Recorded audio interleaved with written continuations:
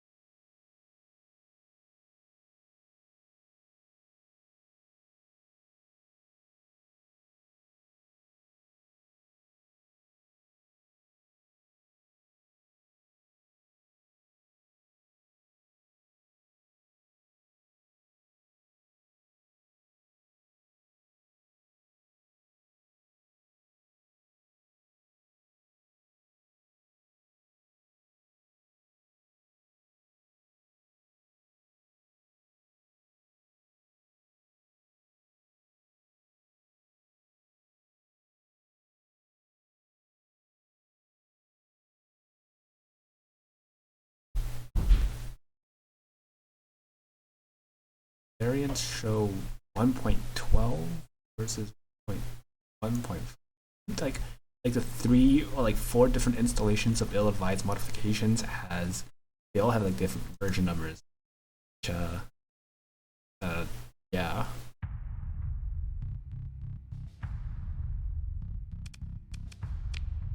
Get to it. Start loading mission preview.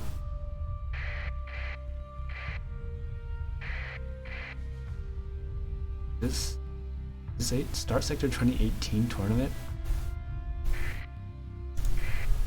I don't know which one of these I'm supposed to be. Which one is this? Why is there 2 different? Fuck. The one with a bunch of nebulas, intentional, not.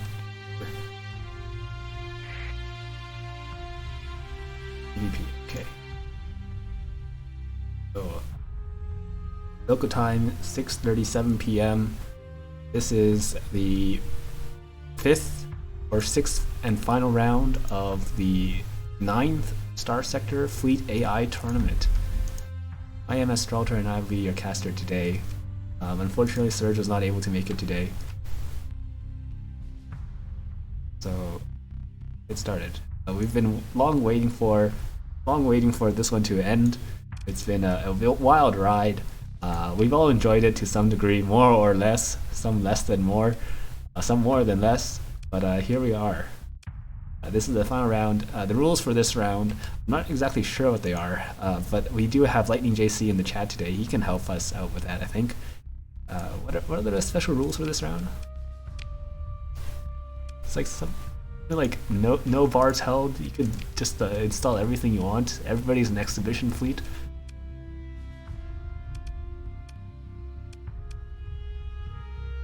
Our first 2 contestants is your Mojo Fly and Lulgert. Hey Lulgert. 300 DP and a blacklist. No other limits. Wow, that's, you can just build anything you fucking want within the 300 DP and the blacklist limit. So here we have a Berserker class scavenger variant. So some sort of drone ship, derelicts. So you have derelict carrier with talons, blacks, harpoons, and hammers. It's very high explosives heavy and extra missiles. 2 for the price of 1 missiles. That's a shit ton of ordnance there. Gonna blow everything up. Wow. These are destroyer classes. These are pretty light at 14 DP though, 14 maintenance, probably also 14 DP. Kind of expensive, but we'll see. Flare launcher, not a great system, but hey, we have talons. It's gonna be a lot of PD saturation. Hopefully, it'll overcome any shields that it comes across. Made out of like 5 or so of those berserkers. But Lulgert sent the file for it in the Twitter. Should I restart for that then? Pretty sure I downloaded this. That link does not work. What the hell?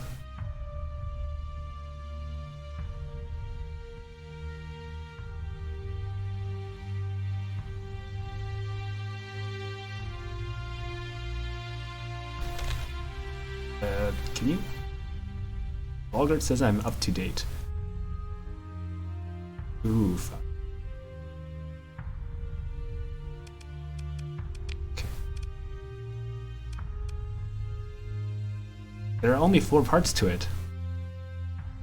Of course I don't have 5 parts. What the f-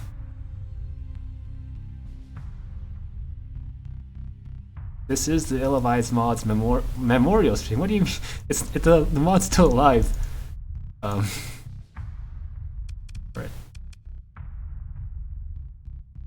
But beyond just those weird carriers, we have even more battle carriers with safety overrides going on. Sables for all that shield breaking. Also a heavy machine gun and a piranha. Oh my god, someone's actually using the piranha. Wow, I really hope these are all set to reckless because that's the only way they're gonna get in range to fire all this shit.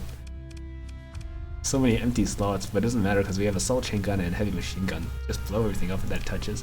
Ooh, it's Toilet Seat Paragon, and it's absolute garbage with a shit ton of kinetic damage. Oh my god, all the kinetic damage in the world. Wait, so advanced acquisition computator,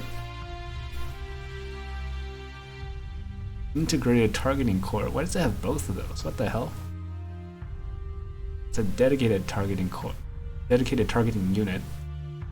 No, dedicated targeting core. So that's a lot of range. They have missiles on it too. Missiles are going to be fairly short range compared to the gunfire. But wait, are these? They put large hurricane MIRVs instead of more gauzes. Okay, that kind of makes sense. But wow, this thing's gonna be a lot of well, it's gonna be something, all right. And then a bunch of Defender 3 Paragons. I think, what the, with just Hellbore cannons on them? Okay, wow. At 2 DP, that's for a large weapon, that's interesting.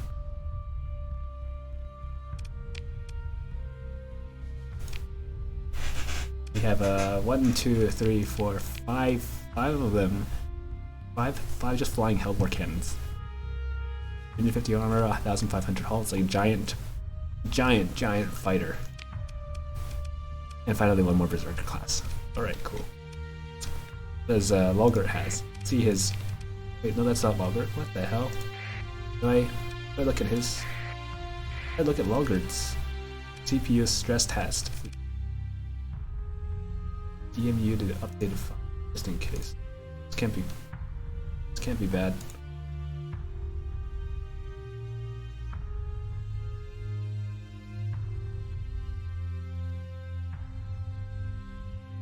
How do I look at? Oh wait, that is CPU. That is Lolgert's. All right, great. The giant pylon.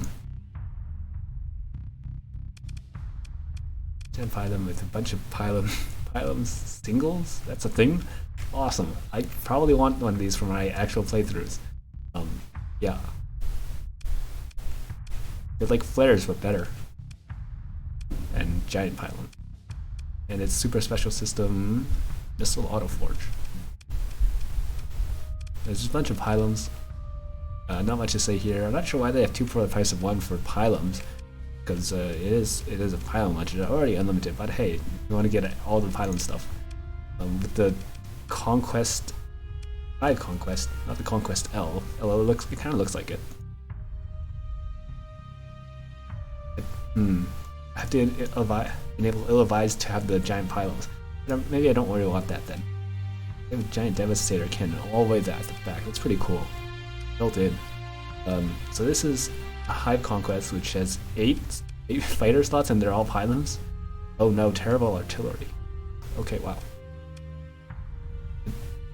Don't know what this is. Low caliber ordnance increases the ship's fire rate by 400, global ammunition capacity by 400, and reduces its consumption by 80, but reduces damage by 75%. So it's like PD on this ship that only has a single PD slot.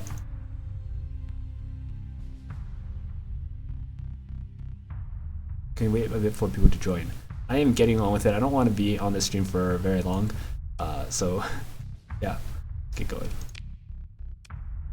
The less I have to look at these ships, the better. So it has eight fighter wings, but it has 1, 2, 3, 4, 5, 6, 12 launch bays, including that whatever that super long thing. That's like 13, 14 launch bays, but it only has 8 fighter wings. Kind of weird. But a cool ship.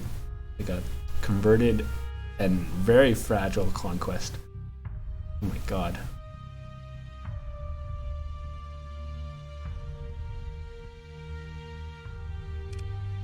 Before this first fight, I'm gonna restart.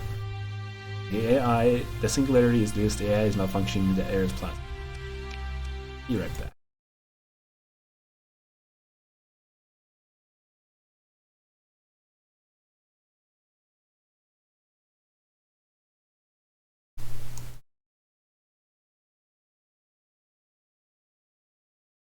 I do have 4 parts installed. I'll just reinstall these 4 just in case.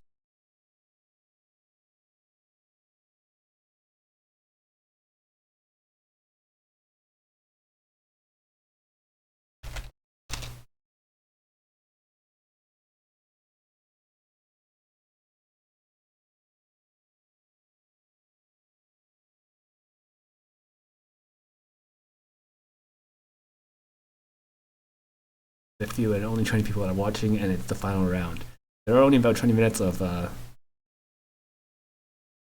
heads up, of a notification before we started this. ZZZ 1, 2, 3, and 4. What the fuck?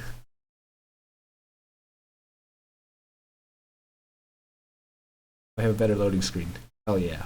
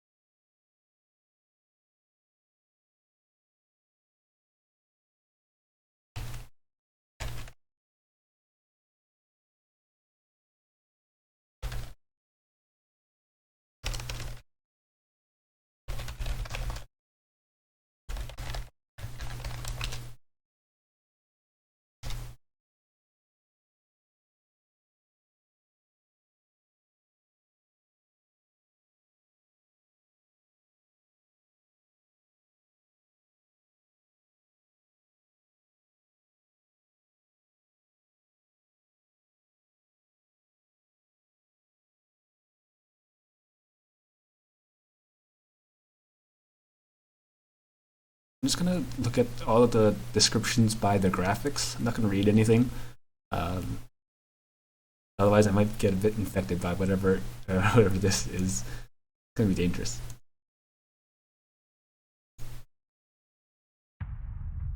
All right, we loaded in. I don't see anything bad about. Oh, hey, I can press continue. I wonder what that does.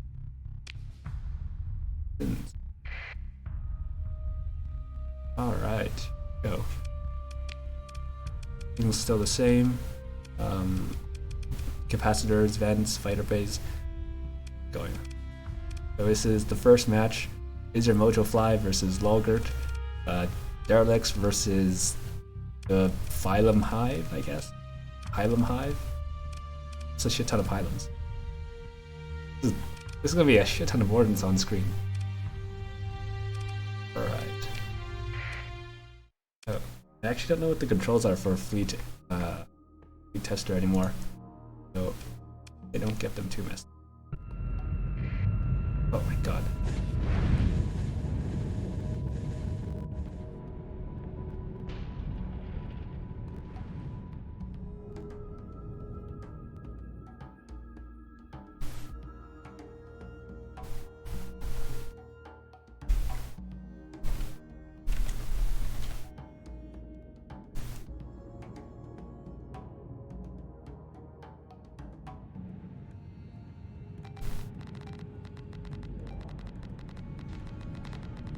Oh god. There's a shit ton of Phylums. There's no way this drone fleet has enough PD for all this. Oh my god. Zoom in a bit more. God. Phylum going down, big Phylum going down, but all the little Phylums are right behind it to avenge it. Oh god.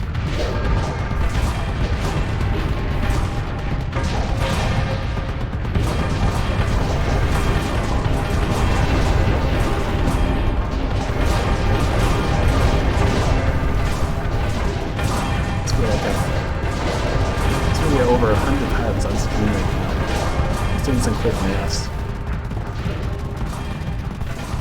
8 fighter bays, each fighter bay has 2 Phylum launchers. And there's 5 or so Conquest Phylums. So that's it's like 400. 4 times 4 times 5, that's like 200. Jesus Christ.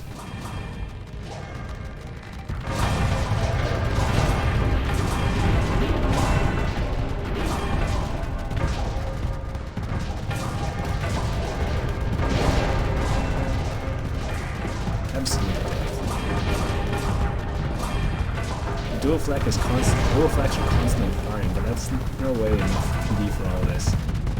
Just pilots from every single angle.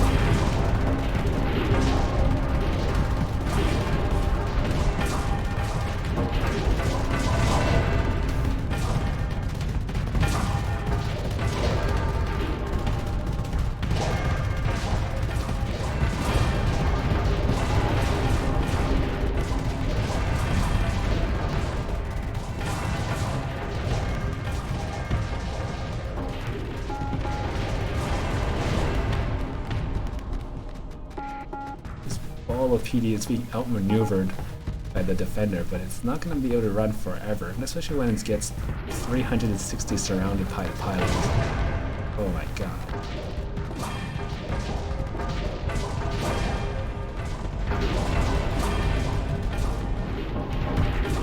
Goes down instantly. Loses a touch of a single pilot. All the rest are pretty much adjacent to it will also touch it as well and explode. This is disgusting.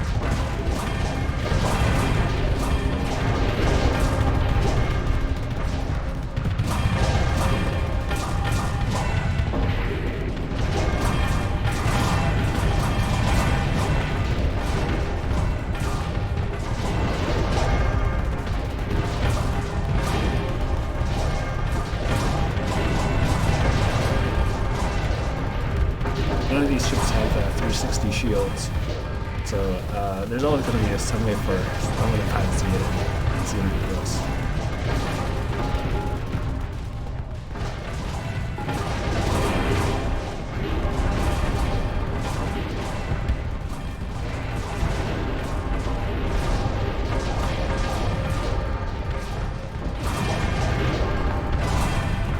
The grossest fight I've ever seen. It's only the first fight too. Hurricanes are still, I still have ammo. I guess it hasn't been that long in game time.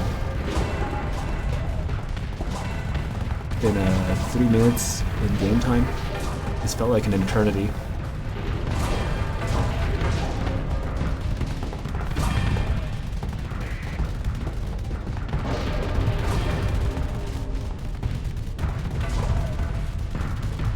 One of the Hive Conquests is kind of getting... There's still 5 more, and there's still a billion. Oh no. No, this is not a good time to bed. Oh god. Maybe it's gonna bed before the stream is over. He's venting for good. Somehow, there aren't very many hitters hitting it. Not very many pilots hitting it. Wow.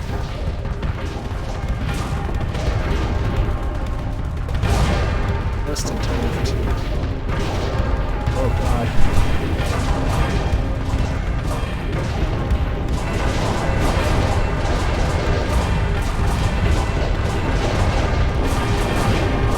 I didn't even see the shields.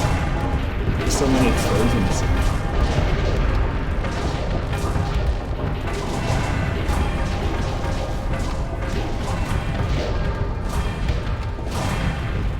Imagine getting fluxed out on purely pilots.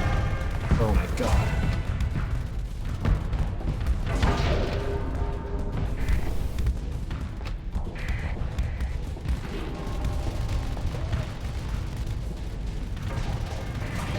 Oh, the rest of the door is almost dead. Just slowly being surrounded and killed.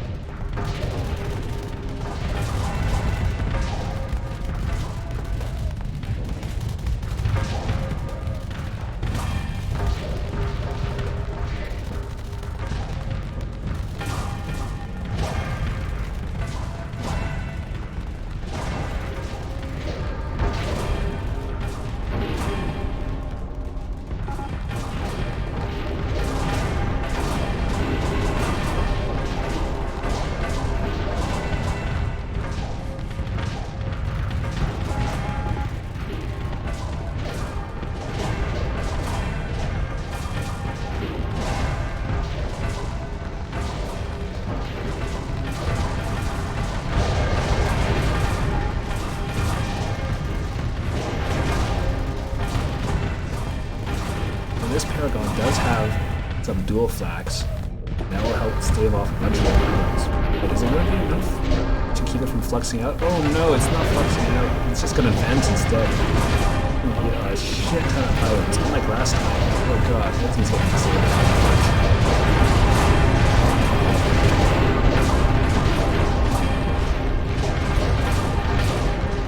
There it goes. It's got empty flux now. I'm not gonna have empty flux for very long.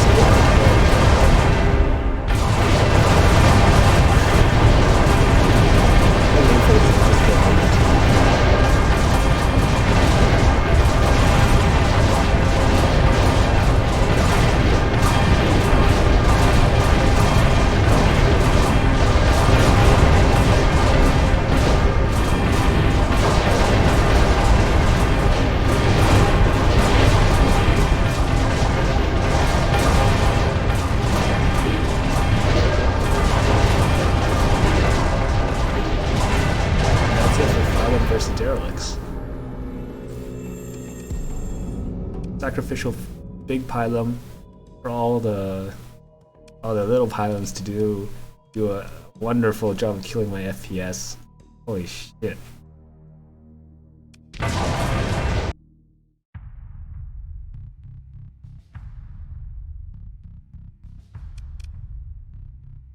Can chalk that up for a win for Lulgert, and a lose for both the most easier mode to fly and my PC. Next matchup is Archaon versus Archangel Mark V. The lower tech pirate fleet and versus the Great House's fleet. The 4 Dunskates, jet hatches rather.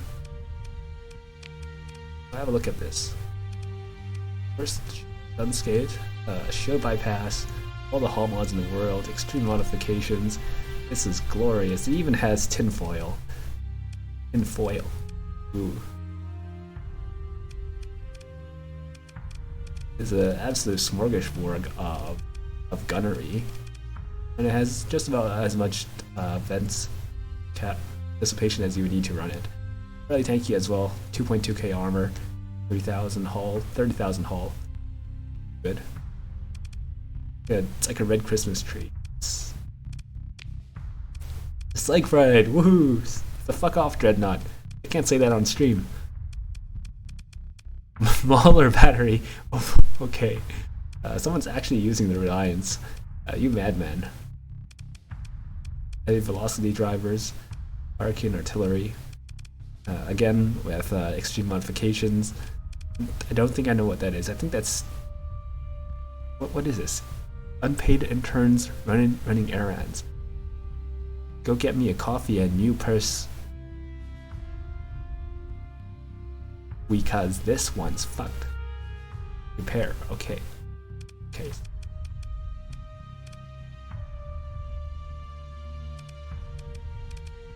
Have a just artillery psych fried. Mjolnir on the Lysum. That's a bit heavy of a weapon, but hey, if it works, it's gonna work. More extreme modifications. I think all these ships just had extreme modifications on it. It's a great way to pull out some extra off though. Love it. I have a point defense. Point defense screening Colossus MK14. Great stuff. Support, total support. Gonna get a absolute ECM all over the place. Like cruiser sized ECM at that. Great stuff. Ish.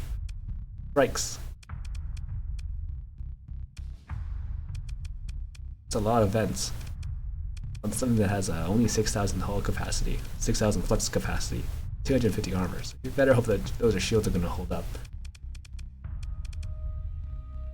Shields being front converted shields. Interesting choice. A bunch of the strikes. It's going to be pretty swarmy. Pretty swarmy, and these guys have plasma buen, so it's gonna be a bumper car fest. Oh hell yeah! What the hell are these predators? It's like lashers but weird. Like a lasher made out with a wolf. You have a medium. No, it looks more like a wolf than anything else. Like a, what the hell is this? It's like a wolf, but yeah, it's basically a wolf with UI injection. Cool. Like a wolf and a kite.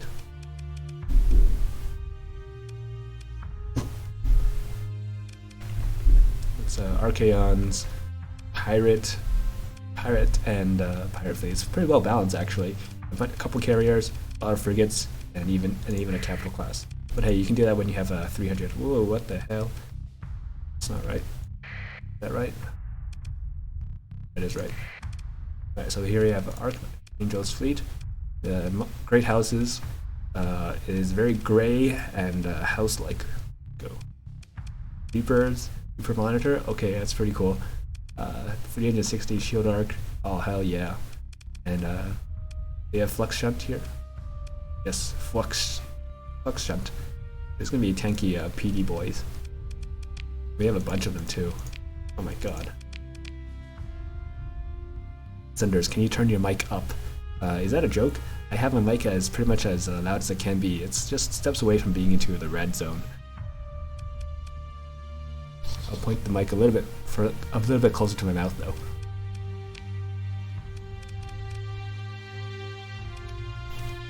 If we have a Scat Hatch, it's not the Dunscape.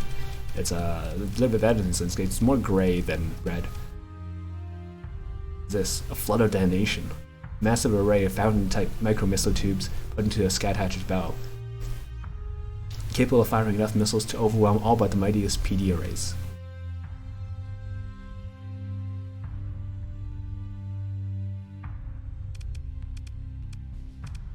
That is where I remember hearing that noise before. It made me feel really bad. I don't know why. There's so many pings. I hate you. I love it. This Cat Hatch don't have extreme modifications this time, but at the same time we're also not paying for it. It's pretty more standard. We have 4 of them. 1, 2, 3, 4. Yes, I can count. Archaon has a description. Oh yeah, I forgot about that. Archaon's description. Hey Glorical, I'm just gonna say the N-word. I really want to say the N-word, okay? Alright, give me a minute. Okay, time's up. I'm hyped up. Let's go. It's time to say the N-word. No game like this has come out in years. You're missing out. You're with a Y-O-U-R missing out if you don't sign up today. I'm not gonna read that. That's not a word to me. And receive Epic Champion free part as of their New Year promotion. Download it today on your mobile device now. That is Archaon's description. And does Archangel 5 have a description? No. I can tell. I don't think these are people. Okay.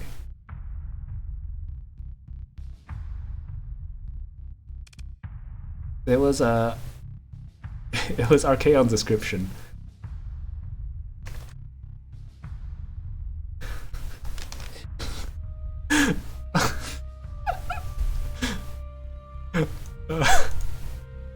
Okay. Alright, back to the tournament. Archaon versus Archangel 5, pirates versus ninjas. I mean, pirates versus other pirates that aren't really pirates, they're great houses. Here we go. Let's see if I can move the chat a little bit so I can read it while in the stream. Ugh.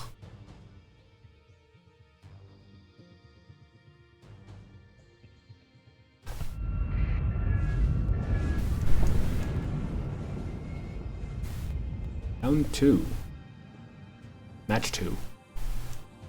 Oh. I feel so much calmer without hearing any PTSD triggering Claremonts.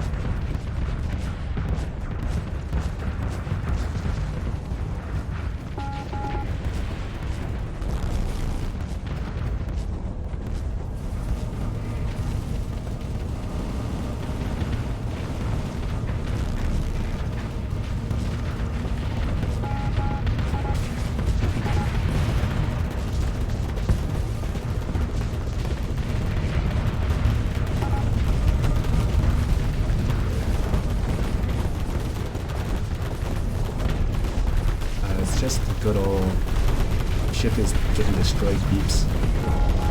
Hopefully it is racking up. Unscathed with those large lasers is just gross. Destroying everything. I was hoping the strikes with their mass amount strikes with very good efficiency would be able to soften the blow. They're just getting overrun. Single bursts, double bursts, just getting all that flux up. They're not able to last very long in this. No way to get back out. No way to deal enough damage to the skates, the scat hatches. They are just strikes.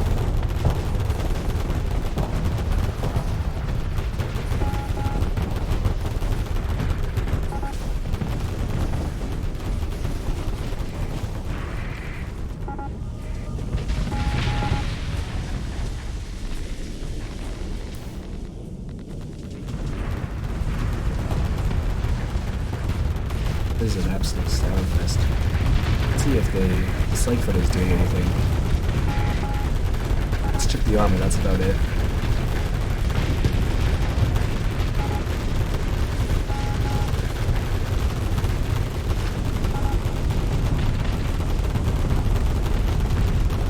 But by God, it's doing a glorious job of stripping the armor. Oh no, is it gonna take 2 Reapers to the face? Only one of them got caught by flares. That was pretty nice.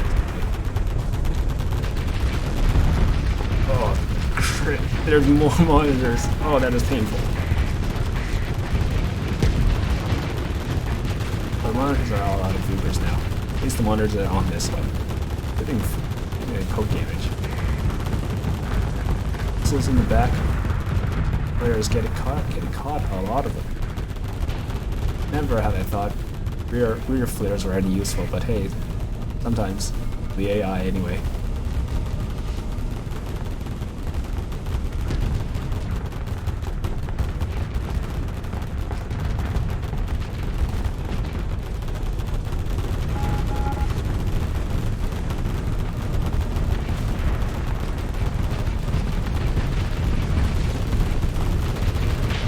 He wasn't even able to kill a single scat hatch. Wow.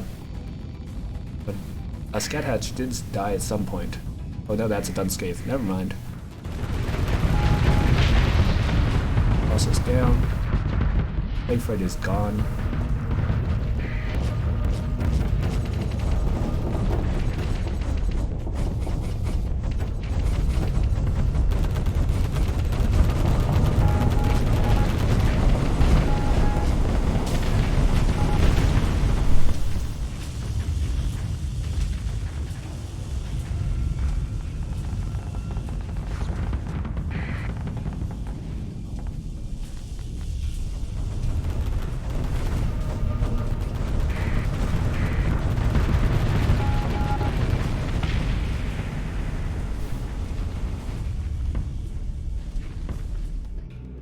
That's a wow. That is an absolute wow.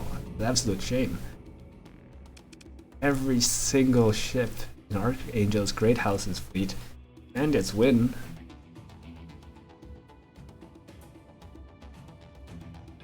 Maybe the game is too loud. Maybe it is. But at 100%. Bring it down to 70.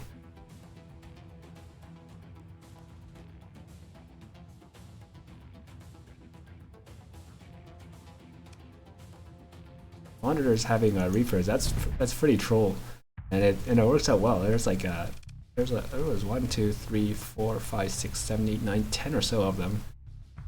It's absolutely great in a tournament setting.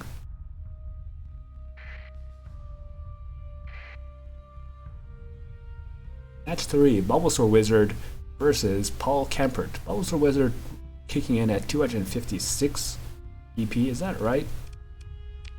Check this fleet really quickly for any unexpected nebulae.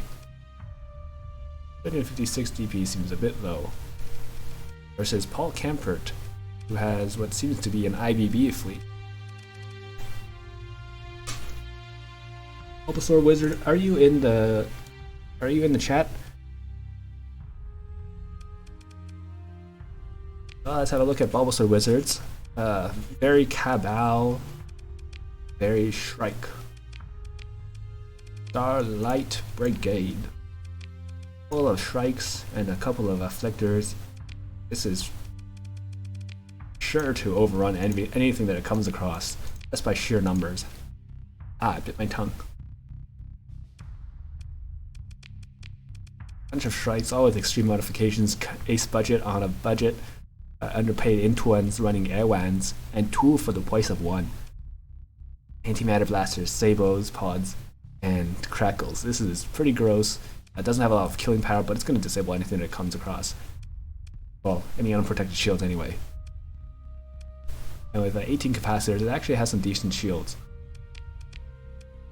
But I have 3 of those, Crackle Strikes, Wasp Strikes, Reaper Launchers, Ion Cannons, and 2 Antimatter Blasters.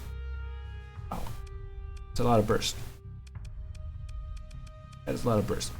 Lots of interceptors. Not bad. 4 Crackles. Starlight Afflictors have Ion Torpedoes, Antimatter Blasters, and Reapers. Anything that's like unarmored or unshielded is going to take a lot of pain from these. I don't think I really agree with the Ion Torpedo rack. Because if they can fit Reapers on it, I will disable just about anything as well, and it will do more damage. More Interceptors, and more Crackles. There's about 3 or 4 different variants here. And it banks a lot on the ships actually getting close. Right. That's Bulbasaur Wizard's fleet. Starlight Brigade. Now here's the IBB fleet from Paul Campert. It's a Zeus with 3 plasma cannons, 2 auto pulses, and some other weapons that aren't really quite as important, but they're pretty good here. Burst, Beast PD Wazes, HVDs, and rear-ass railguns. Haze Lances are an interesting choice. They'll knock off any frigates that actually do come close and like kill any fighters as well in one shot, unlike PD lasers or whale guns. And it definitely would also save on having the inaccuracy of the autopulse lasers. It's a lot of thought going into this one for sure. It's pretty also simple at the same time, with only 3 different hull mods on it, and everything else into caps and vents. Simplicity is elegance. The Golf class, with Wanzers from Diablo Avionics. First time showing up in this here. Raven Heavy Wanzers are like the entry tier super fighters. They're pretty fun to use. Then we have a lot pure Diablo Avionics weapons. Point defense and missiles. And basically nothing in caps or vents. We have the Poseidon class battle carrier, like a mini legion, three Shadow Yards fighters with a Shadow Yards ship and Shadow Yards weapons. Empty missile slots. I don't really know what's going on there, but whoa. Wave pulse cannons are absolutely great with CEPCs. This thing is gonna just shoot at everything and everything. Includes shield efficiency, weapon efficiency, and weapons range. It's gonna be basically a giant turret. Cool. The Euphoria class, I tip my fedora, as it looks pretty standard. 6 Killer Bee interceptors, Hurricane Nerves, and Tachyon Lance.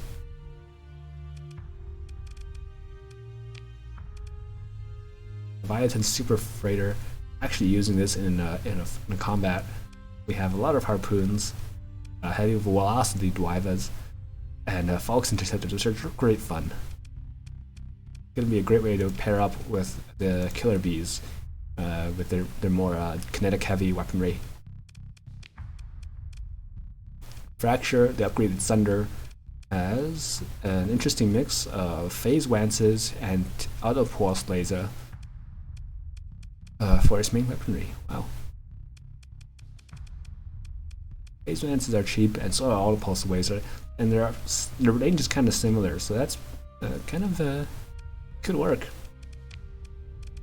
Yeah, the Phillips head, which is like a worse hammerhead, and by all means. The three front universals, 2 heavy velocity Dwivas, a heavy Mwawa,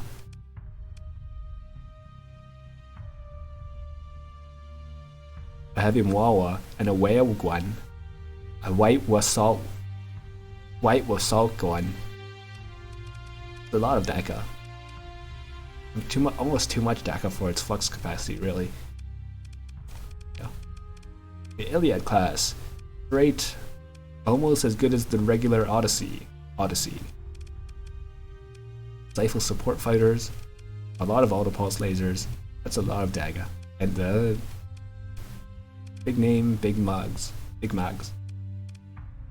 Cool stuff. Don't have actual PD on this thing, but we do have phase lances, which goes well with the support fighters. As long as the support fighters can actually take out any missiles, this will do pretty well. Let's have it. Strikes versus IBB.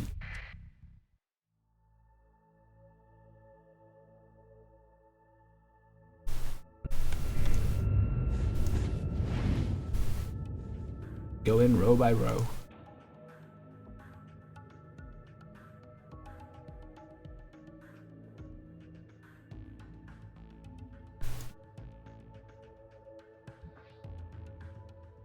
Lictors having the smarts to not go too far ahead and just camp out at the capture points instead. Saves them from a too early death. Although, to be honest, they are phase frigates. They're probably going to have an early death by any means anyway.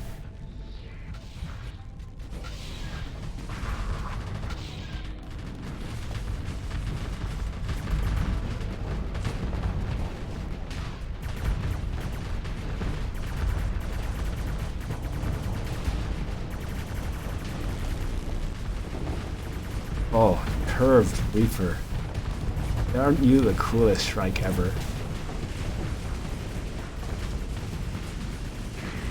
Look at Cass getting sabled up. Oh, gross.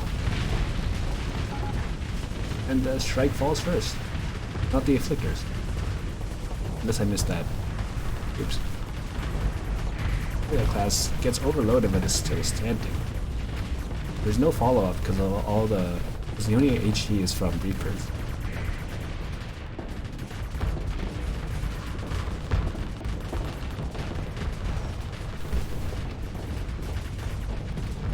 Zeus holding steady, not firing all of its missiles, not firing all of its weapons though, because it did take some sables to the face. There's so many sables going on here. Almost no way to stop them.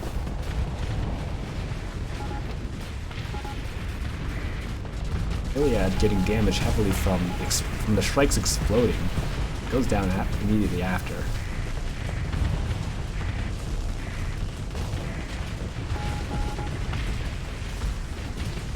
basically suicidal strikes. Do a lot more damage from their hull explosion than they actually have in HE. Oh, Reaper to the side. Broadside Reaper. Oh. Takes it down to strike with it. Blue's class is holding up. It's not using its shields very much. Does it even have shields? I think it does.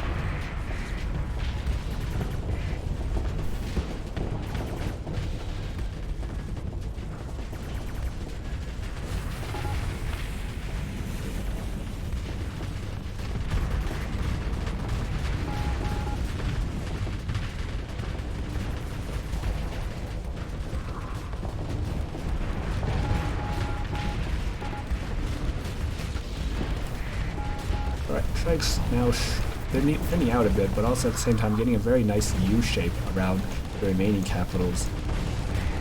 This looks like it could go either way.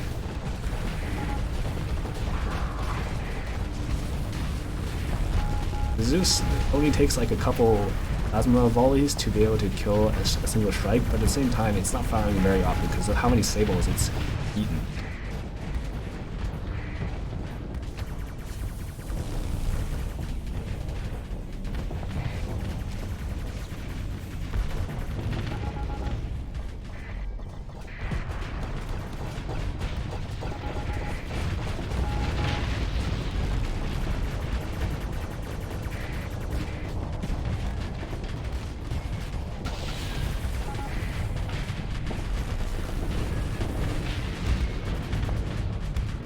The Afflictors are somehow still alive. That is pretty interesting.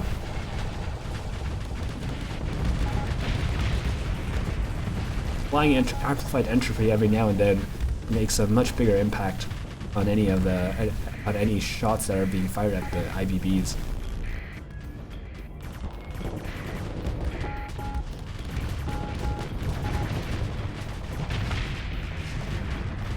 But in the end, the amount of killer bees that are sneaking up behind the strikes, getting to the unshielded parts, getting into their butt, is just costing so many strikes, one at a time, falling.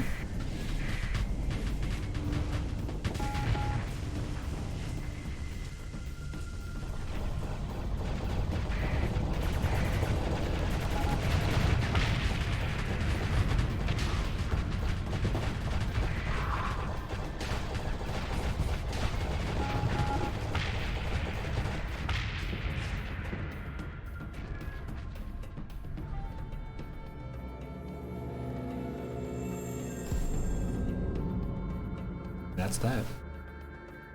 Almost 1/3 of the IBB fleet got taken out, but all the strikes fell.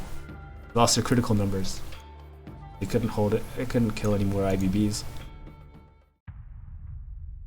That's 1 point. That's one final point up for Paul Camper. It was 300 DP versus 300 DP. Aster Piano thinks that the strikes would have won. They certainly would have lasted a lot longer to take out a couple more capitals. I think that the lack of ability for the strike fleet, the Starlight Cabal, Bulbasaur Wizard fleet, to be able to deal damage over each other, really hindered the amount of damage that they could possibly put out. Like the HE was primarily Reapers and a couple antimatter blasters, so they'll both have to be pretty close to in order to actually hit. Okay, next up is Nate versus Ruben, another 224 fleet versus a 300, exactly 300 Imperium fleet. Imperium and multiple ponies. Right then.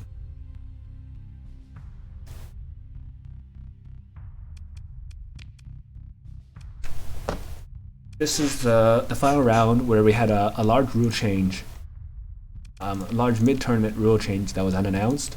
So it allowed people to have use more ships and change their fleet wildly.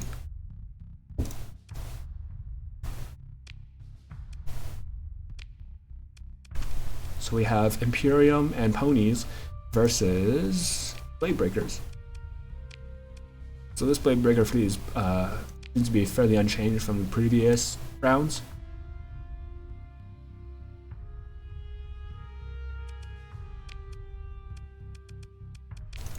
We have 2 Warlocks, pretty tanky standard assault fighters, and an interceptor on one of the Warlocks. The other Warlock being a more bomber lowered out. Being Warlock, they are pretty. What is this? Is this highlighted? What is this module?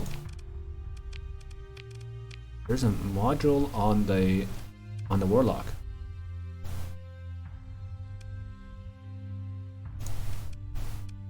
With a long-range missile battery. Okay then. Wow, I did not know that. I thought the Warlock was just a single ship. Like it pretty much is. Like all it has is two light ballistics and the long-range missile battery.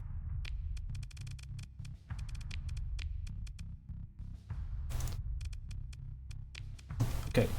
A lot of point defense on these and fairly standard weapons. Yeah, DME and Blade Breaker weapons.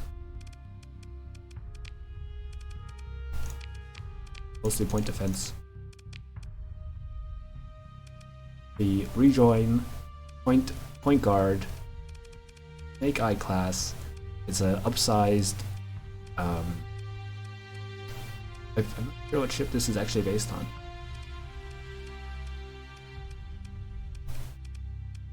Looks like a Tiger. Looks like a remake of a Tiger class. Looks like a shuttle. Great stuff. Throws rocks at your dog and skips off crackling like a jackass.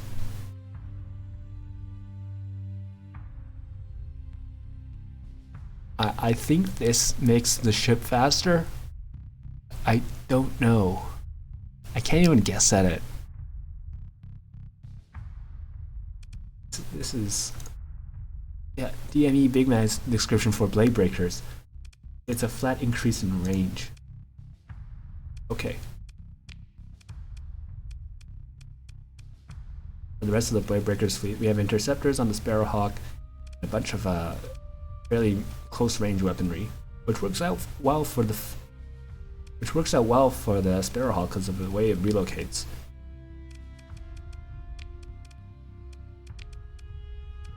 These interceptors are pretty fast too. That works. That makes it able to keep up with the Sparrowhawk ship itself. We have a lot of big guys.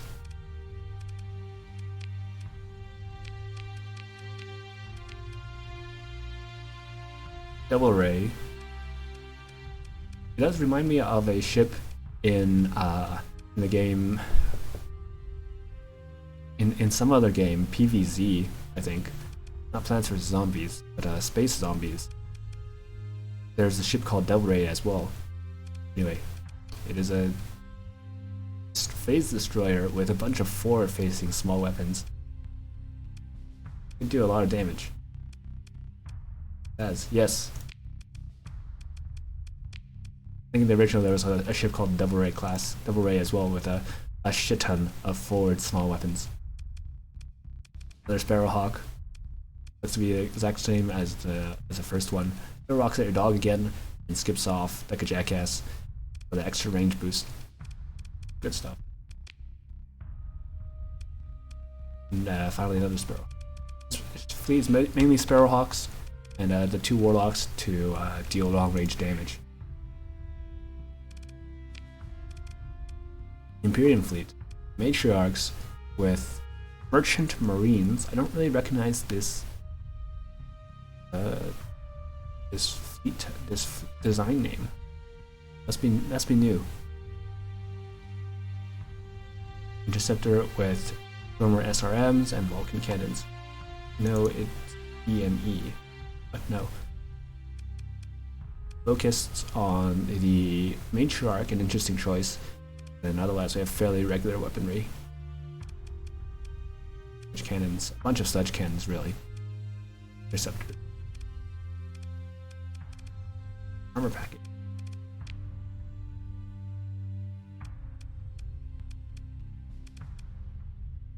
And the second matriarch has more support type, Reaver heavy fighters, and Echo disruptors. More support type? It's more like a heavy assault type. Echo fighters and Reavers can do a lot of damage if it gets through shields. If it lives long enough, which it probably will. There's so many of them.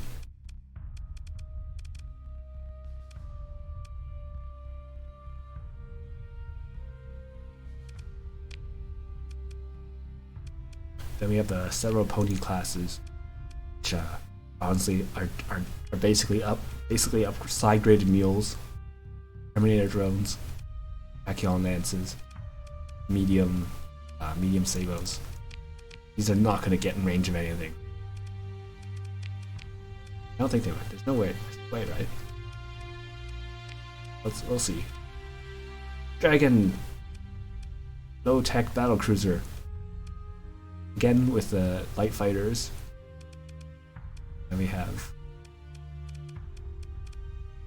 light TPC and a very low tech weapon loadout. Looks great, and hopefully does great as well. Simple weaponry. Oh my god. The Titan X. They allowed this? It's not on the blacklist? Alright, buddy. For the price of one. Does that get two Titan X firing? No, the whole thing is the Titan X. What the hell? It's gonna be gross.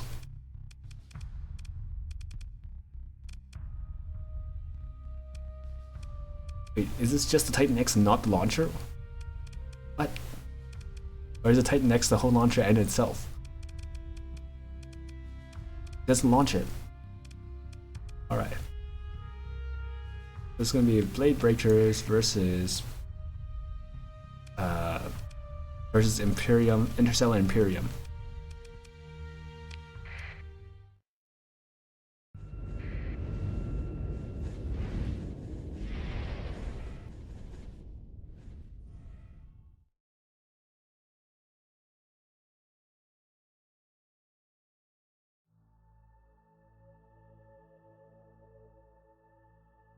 Any day now, he's gonna get close.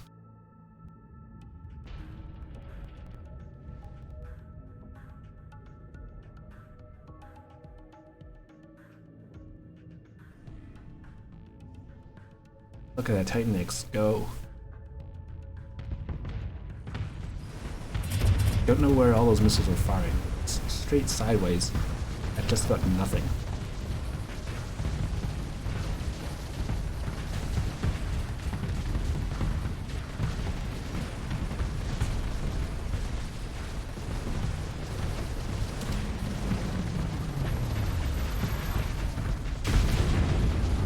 Boom! Did you know that the EMP bomb has friendly fire? It's knocked out 3 of its own ships. Oh, gross.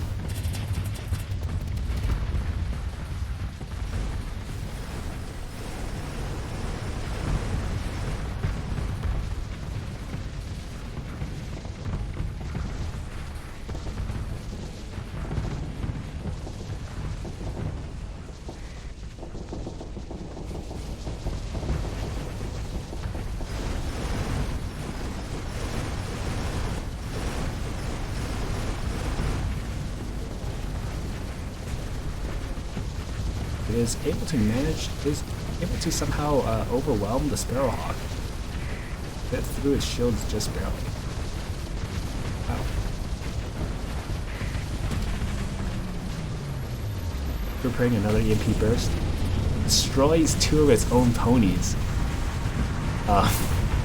And it gets itself almost EMP overloaded. On the verge of being overloaded.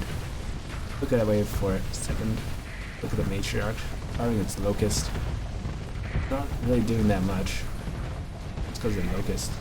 It's a lot of DACA though. Those twin linear cannons or howls.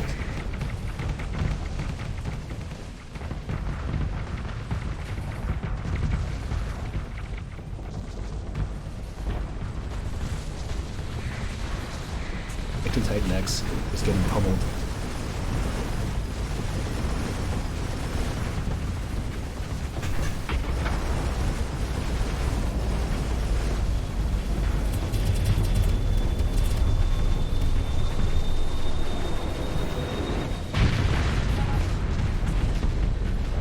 Ooh. Oh. One shot's a Warlock. One shot's a second Warlock.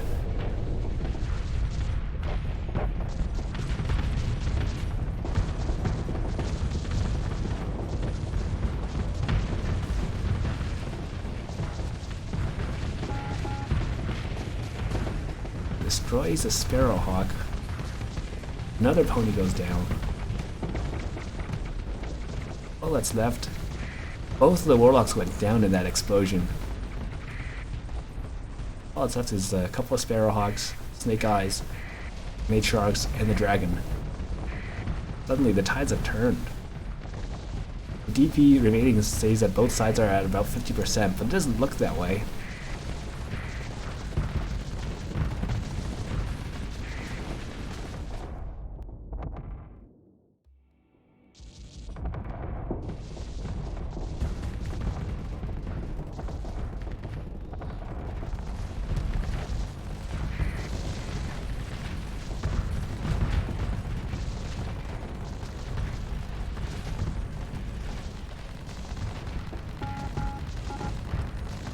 The sheer amount of fighters is going to overwhelm all these Sparrowhawks. It's not going to have a chance.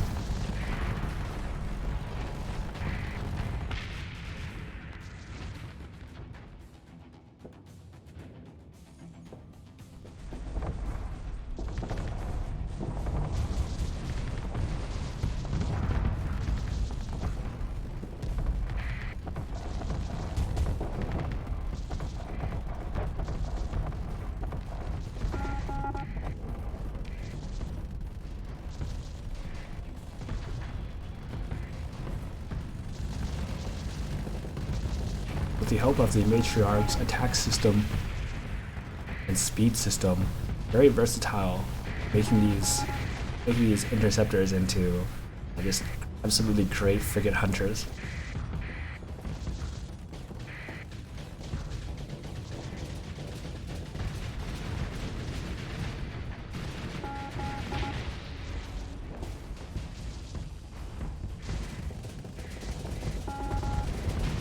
Speed up time a little bit.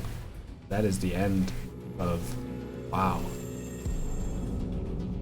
Absolutely cheese fest from the Titan X.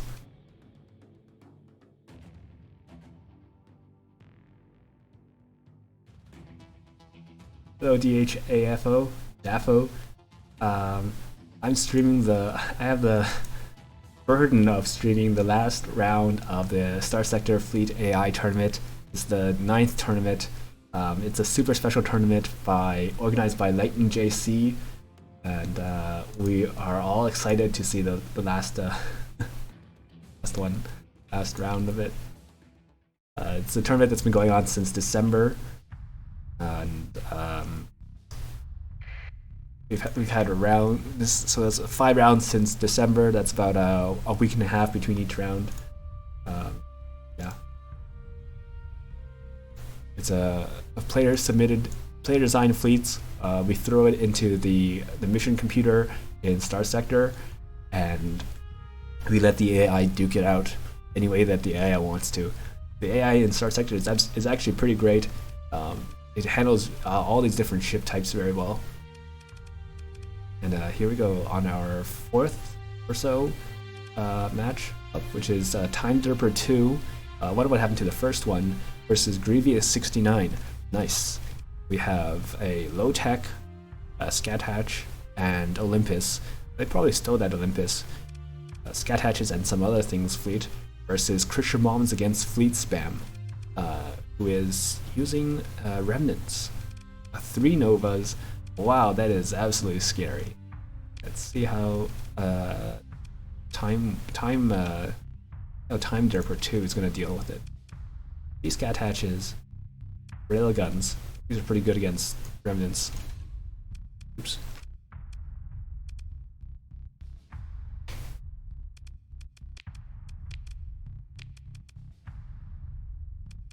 don't worry, this is the regular Titan.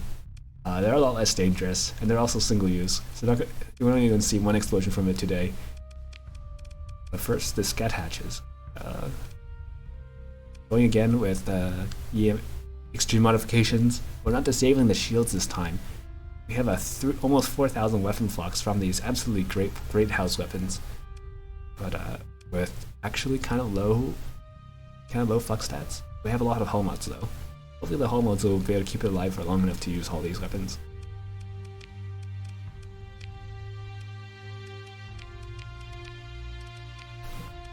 Three fairly standard looking cat hatches.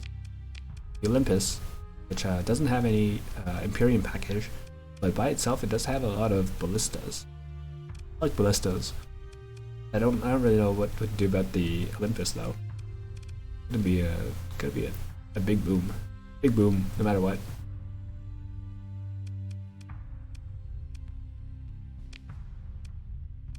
So escorting the stolen Olympus, we have a bunch of condors. Interesting choice. Condors with interceptors from the great houses. These are certainly bandito condors. Items.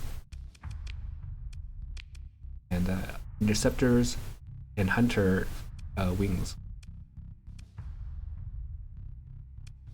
Make them pretty tanky because they're from the great houses.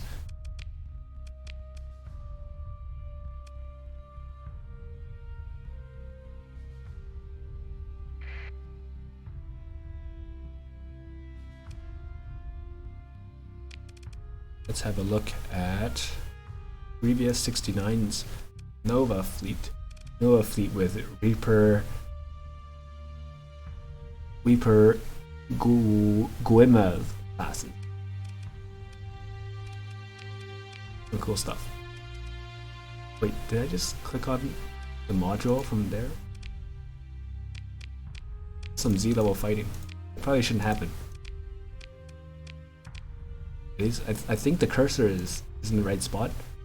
Kind of hard to tell. Right, so Nova class is remnant stuff and high-tech stuff. 3 tachyon, no wait, that's 5 tachyon lances, and oh my god, and 2 squalls with a bunch of burst point defense lasers, gravitons, and heavy blasters. That is indeed a lot of damage. Supported by phosphor fighters with whale guns and kinetic bombers for even more kinetic damage. Wimmo classes with pulse lasers and 2 reapers. Really simple, but they're deceptively tanky at 0.45 flux per damage, 4,000 flux capacity. They also have high energy focus. Makes their ED lasers a little bit better. We have 5 or 6 of them. 1, 2, 3, 4, 5, 6. 6 times 2, that is 12 Reapers. So I'm gonna have to watch out for that.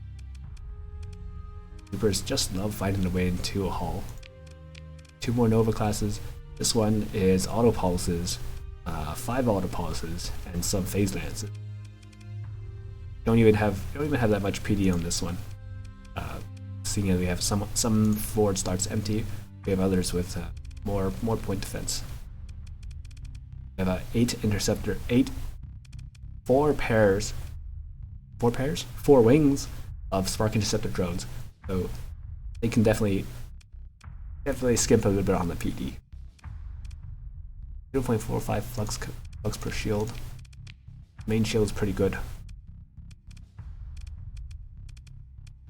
Oh, hey, there's an ass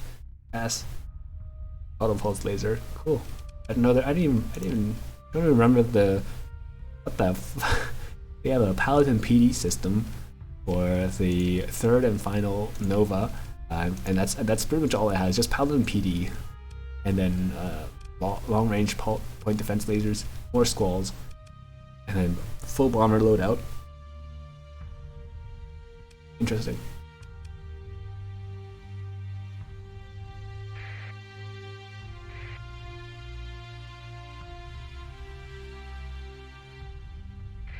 is LightningJC said it is Guardian PD, so it's not even Paladin PD. It is a super special Paladin PD. It looks the same. It has the same. It looks like it has the same stats. 3 max charges, 1.5 flux efficiency, all around terrible. But yeah, what makes the Guardian type Paladin PD different from the regular Paladin PD? It is, but look at the sprite. Okay. Wait. Oh wait, it's the entire Guardian. Ah. All right. It's just straight up a Guardian. Right then.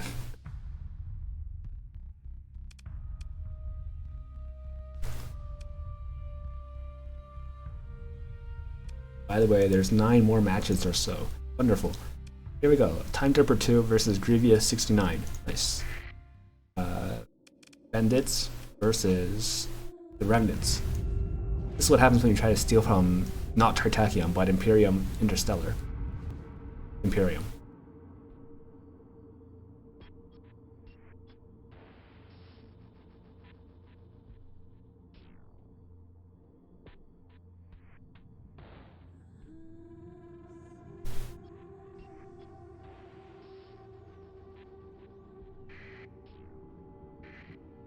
Come on, get close already.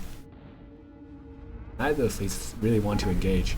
Somehow there's already some glimmers taken out. What the hell?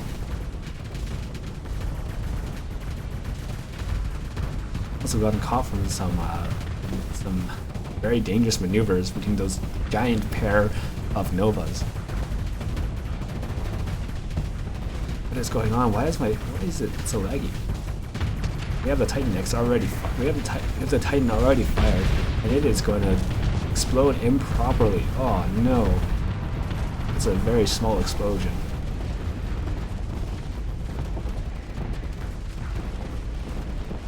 Embarrassingly small. The alpha burst from the Novas are actually enough to destroy anything that gets too close to them. Probably going to include these 3 Dunskatches, Gathatches, Dunskates.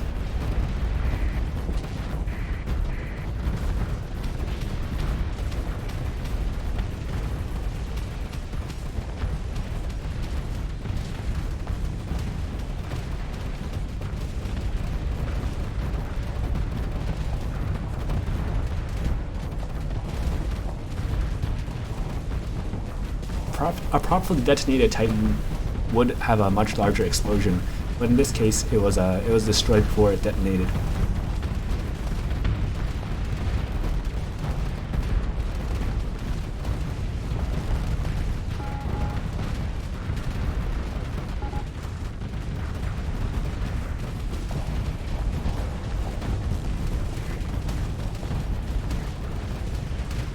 And then Skip goes down.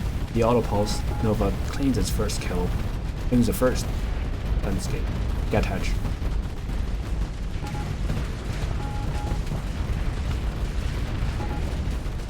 Tachyon Laser claims the second. And somehow the Guardian PD kills the third. And is that all 3 of the Gathatches? Yes it is. That's a very quick fight. This is why players aren't able to capture remnants, because they are absolutely disgusting.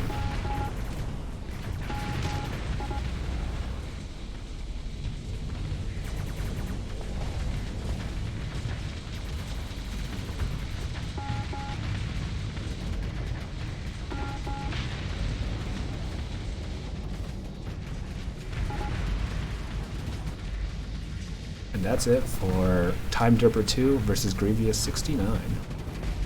Nice.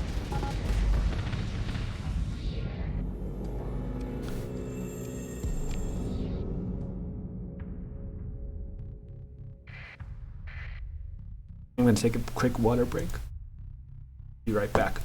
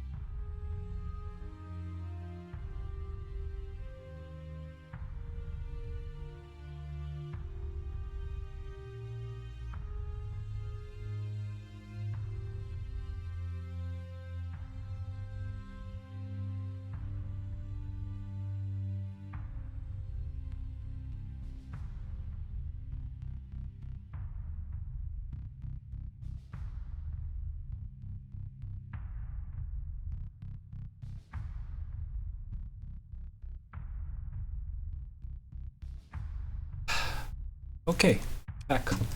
I love water. Next up, Gal Paladin versus Civ 101.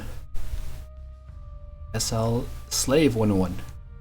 Gal Paladin with more Blade Breaker goodness, and Slave 101 has a shit ton of derelicts. Gal Paladin's Warlocks. Bomber heavy.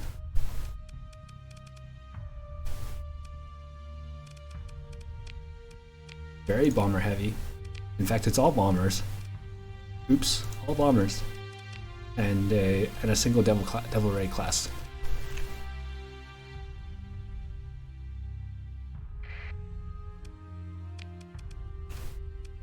Slav 101 has his drone carriers,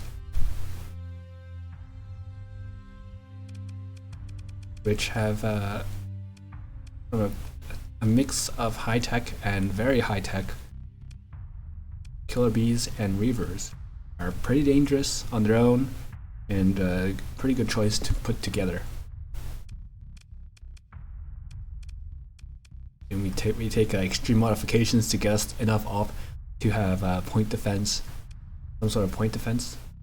Nope, energy mine launchers and a ballista.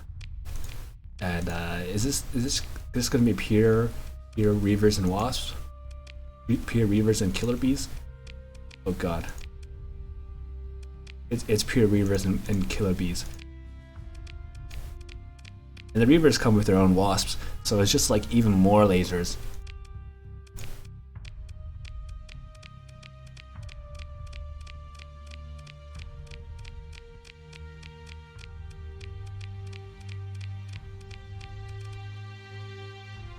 That is 300 DP of drone carriers, each one being 6. 300 DP is just about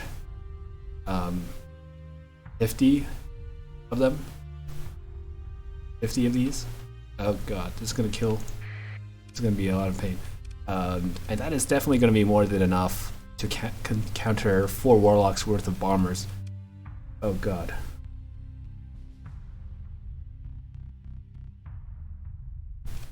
So that's each of those keepers has 6 killer bees and 2 wasps, which is 8. That's 400. Well, a little bit more, over 400 ships, 400 fighters. All right, here we go.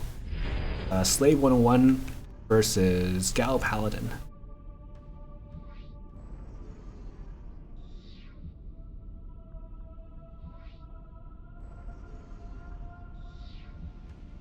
I'm gonna very cautiously zoom out and have a very cautious peek over at this many fighters. They haven't even started shooting at anything yet. Oh god.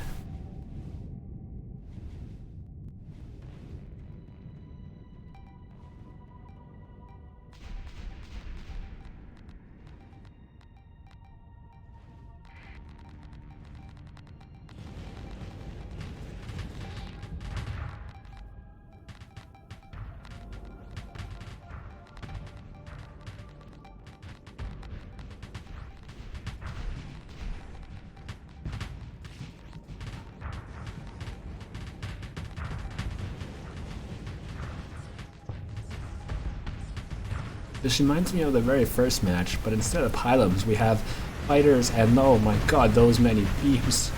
Oh god. That's a lot of beams.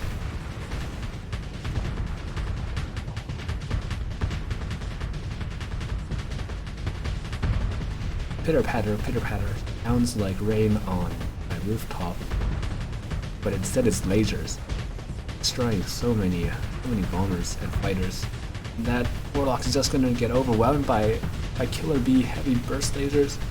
Oh god, he has no chance to do anything. Its armor is just lit up in green and yellow.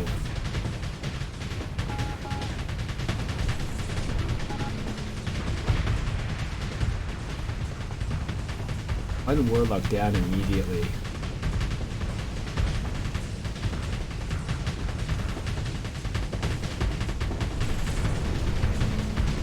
The second goes down. This time I can actually see the overloaded and destruction text.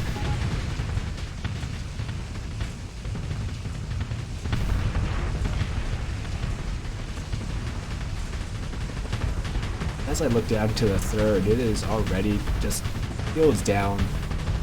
Flux is fluxed out. Oh, gross. So many fighters.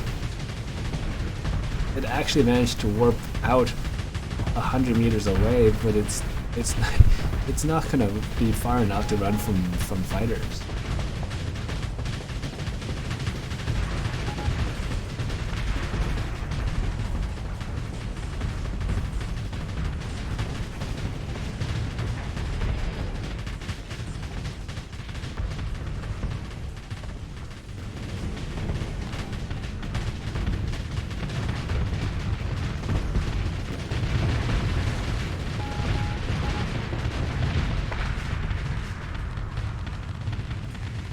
Another quick fight. Warlocks versus way too many killer bees.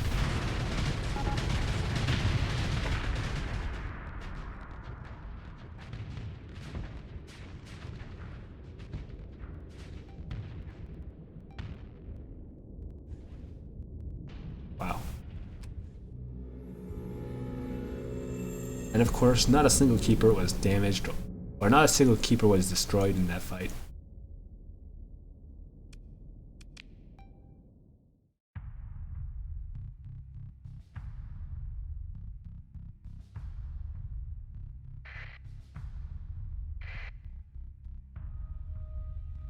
Next match, we have Thago, 347. That is not right. EP versus Zen at 300. Thago, what is going on here? Thago is a fellow streamer, and Zen is also pretty prominent in the Starsector Discord. So I actually recognize both of these names. LightningJC says Thago is allowed because reasons. Okay.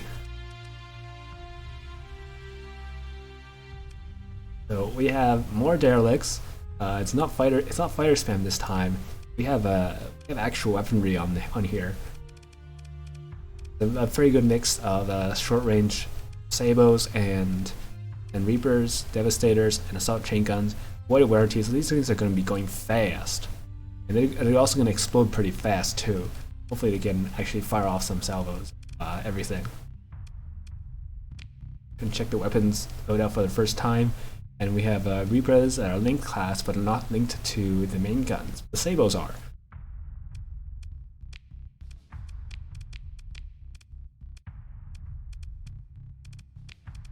We do have one guardian here.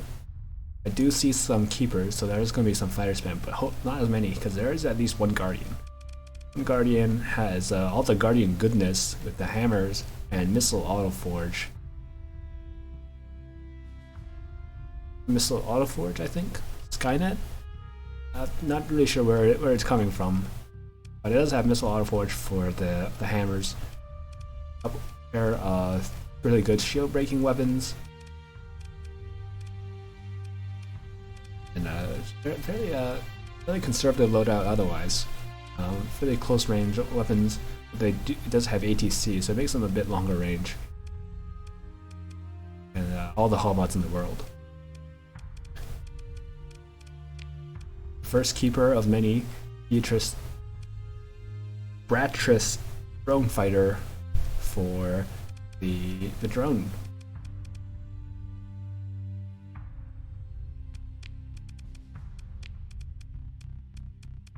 Harpoons, EMR, and no extreme hull mods on this.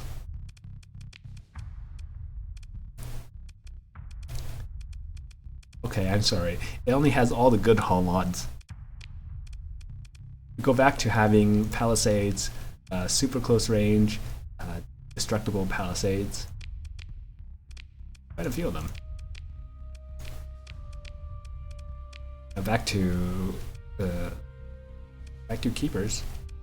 It's drone fighters, fairly weak, and that's why we have ECCM harpoons on it.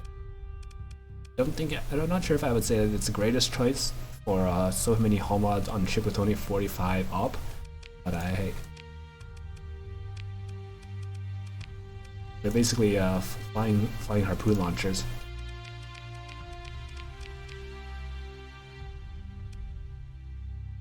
So that's a Thago's derelict fleet, and we have Zen's a very red guard fleet with the some sort of I think it's like somewhere in North England, Scottish maybe, this name. Yeah, giant carrier, 6 wings, and a bunch of medium missiles, a bunch of medium ballistics, and what appears to be damper fields, but for fighters. It even has the same initialisms, defensive formations, DF.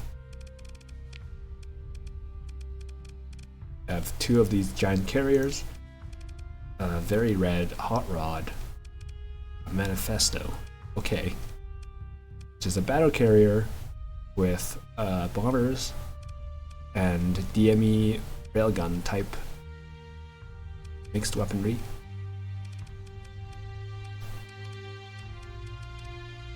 Not a whole lot to say about that. The red Mora interceptors and 2 gunships. LightningJC says, look at its system. A Salaway ammo feed. Okay. It's very simple, very direct battle cruiser. The Mora has 4 small composites instead of more armaments.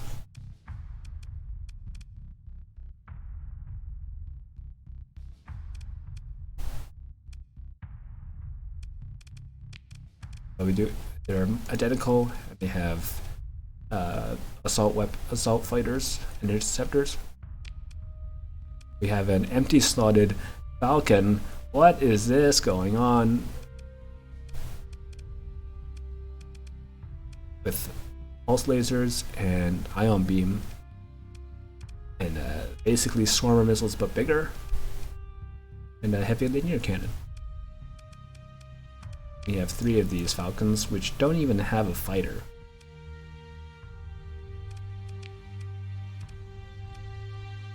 Buffalo MK3 is now just perfected into a giant box, but we are using it in combat. Ace Combat 2, which gives it 2 fighter slots, which are both used for interceptors. I do wonder where all that OP went. This is 16 from the heavy interceptors, and then this doesn't look like it's 42 op of stuff, but I guess it is somehow. Don't really know. Some op and capacitors.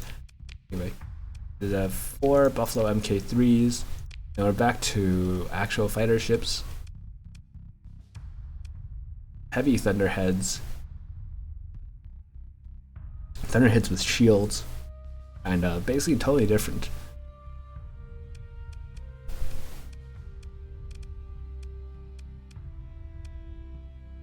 Oh, I'm thinking of Thunderheads from... oh god. Thunderheads from Escape Velocity. Thunderheads are a ship type, actually, and the players can pilot it.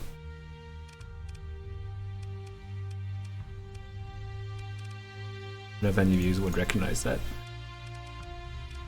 So this is a battle carrier, what appears to be a cruiser size. I want to say cruiser sized. or very large destroyer.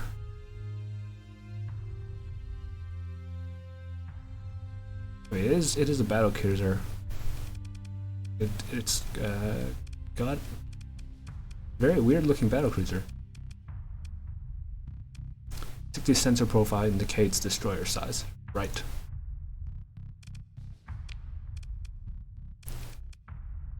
It's a very many different variant fleets, many different variant ships in this fleet. This is an Inanna Red Cloud class side-firing lightning gun and side-firing heavy velocity driver. This is like somebody made a child's toy out of a conquest. That's what this looks like.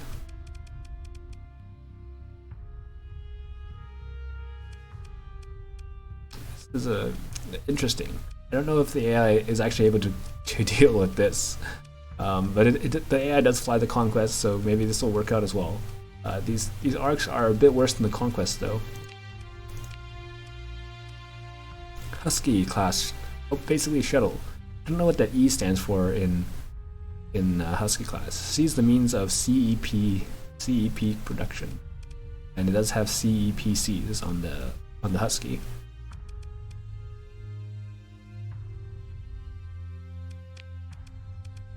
Got a couple of these Huskies. There are not wolves, but Huskies.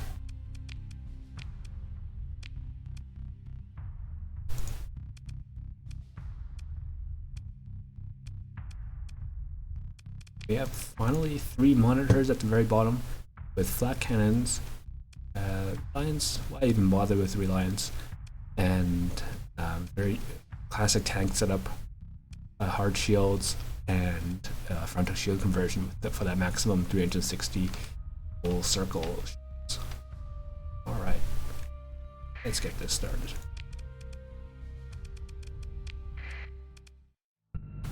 Dago versus Zen.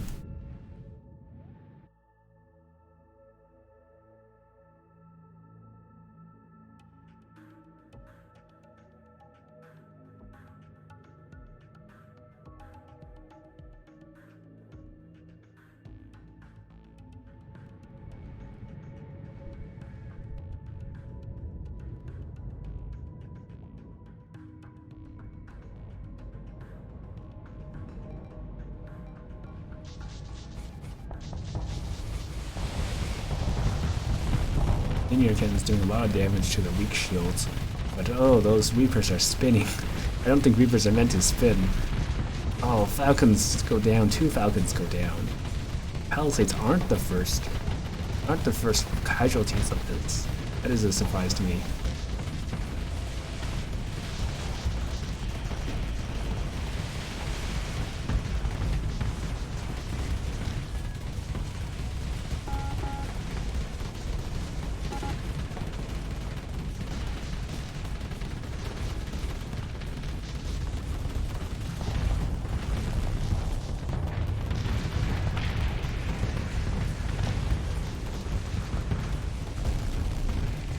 Palisades are able to fire off of enough sables right behind each other just to deal a ton of damage before their own shields go up.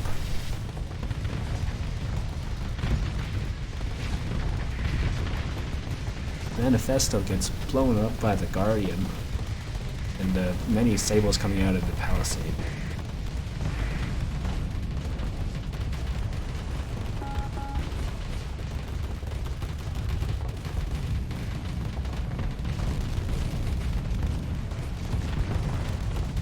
At this point, the amount of debris on the field is starting to get into the Guardian's way, inhibit the amount of damage it does. It doesn't matter, the amount of Palisades going around everywhere is just making a mess of the whole field.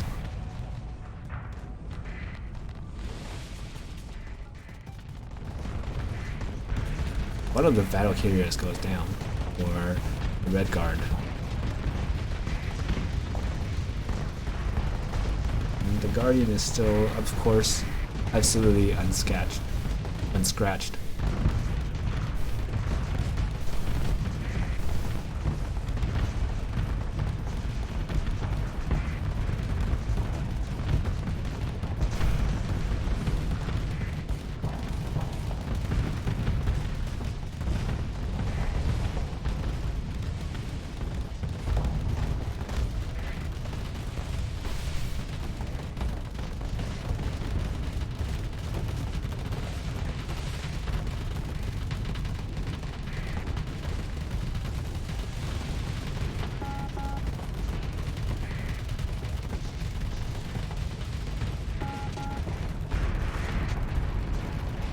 Second battle carrier goes down.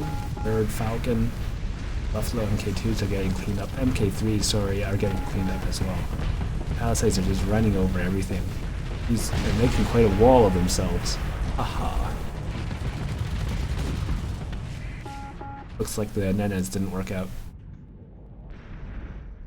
Wow. That was a lot of ships.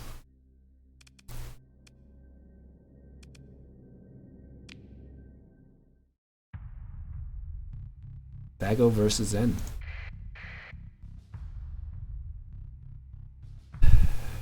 Next match, Saucer versus Desktop. With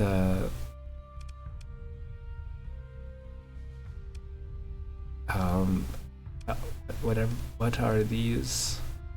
Pirates? Pirate Colossi versus low-tech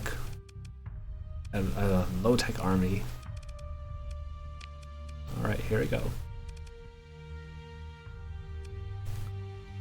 Saucer and Desktop have descriptions sent in. Let's have a look at their description. First up is Saucer. Saucer says, I actually went through a good half dozen iterations of this fleet. The thing is, every layout I tried just wasn't right. Either it was busted as hell, which might make for a victory but doesn't make for an entertaining fight, or it was absolutely pathetic. In the end, I went for something I found produced satisfying results. I don't think it'll stand a chance of even coming at all close to a win. It certainly didn't in my test, but it makes a good show. As long as it's entertaining, who cares if it wins? So this is how we end up with a very pirate Niagaras with a shit ton, I mean an absolute shit ton of Colossus MK14, which somehow are 27 DP over the limit. This is a lot of mods, like actually a lot of mods. I have downloaded like 30 mods today. This is Starsector's AI Battles Tournament, where we set up a bunch of ships and pit them against each other. Let the AI duke it out. These specifically Niagara Ps are I'm not sure what the Niagara Ps are from. Perhaps from Underworld, perhaps not. But they are very common in one of the big mod packs, I think.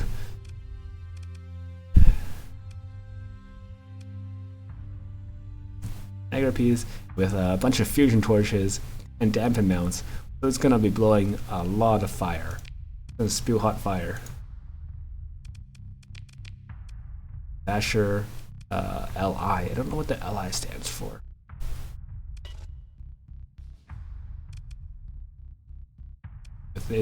Maybe this LI stands for Infernalis.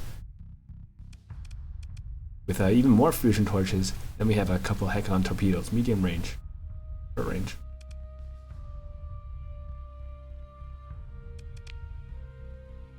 The Kite P, we actually have DP for this, with a dual machine gun, swarm missile, and hammer torpedo.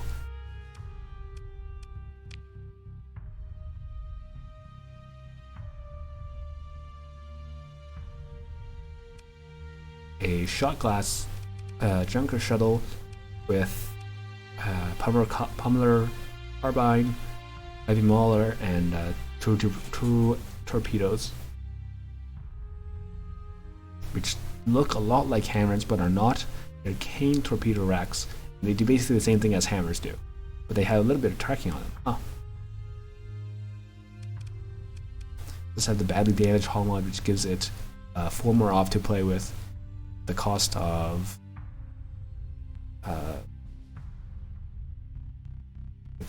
what? The cost of engagement range by 10% and 25% fighter quality. Now we'll go on to the many of the Colossus MK14s, which have circuit rocket bombers, which really don't go that well with very converted cargo bays, but we have them anyway. you have a ton of these Class I MK14.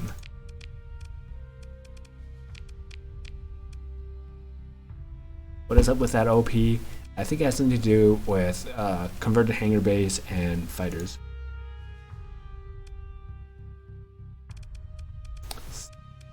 One, two, three.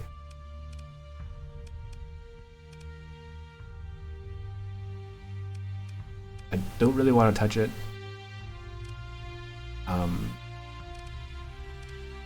I think it might actually be incorrect. I think it might actually be too much op for it. It definitely is.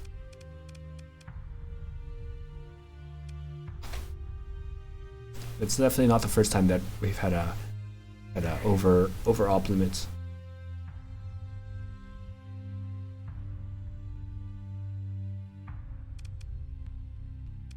Go to desktops, low tech. That's not low tech. That's Ludic Path Tech. Ludic Path Tech. Oh my goodness. 12 op points remaining. Army of enforcers. A lot of empty small missiles. What's going on here? Well, first of all, we have the red arrow LP. I didn't even know that was a thing.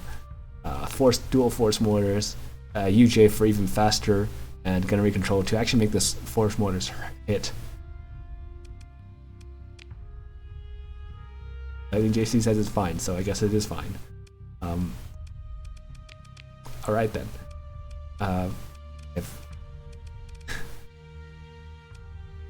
If 3 assault chain guns and 2 heavy machine guns, lots of DACA on the Enforcer LP, and 2 for the price of 1, but not a single missile on this Enforcer. What the heck?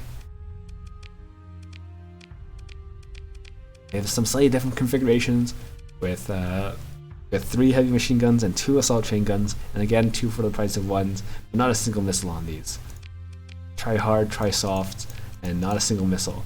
Mining mode engaged Enforcer LP with safety overridden mining pikes. That's a 450 range mining pikes. It's going to be very interesting. Gunnery control AI for mining pikes, which are already very fast projectiles. Alright then. We have Fusion Torch LP. It's just a weapons display.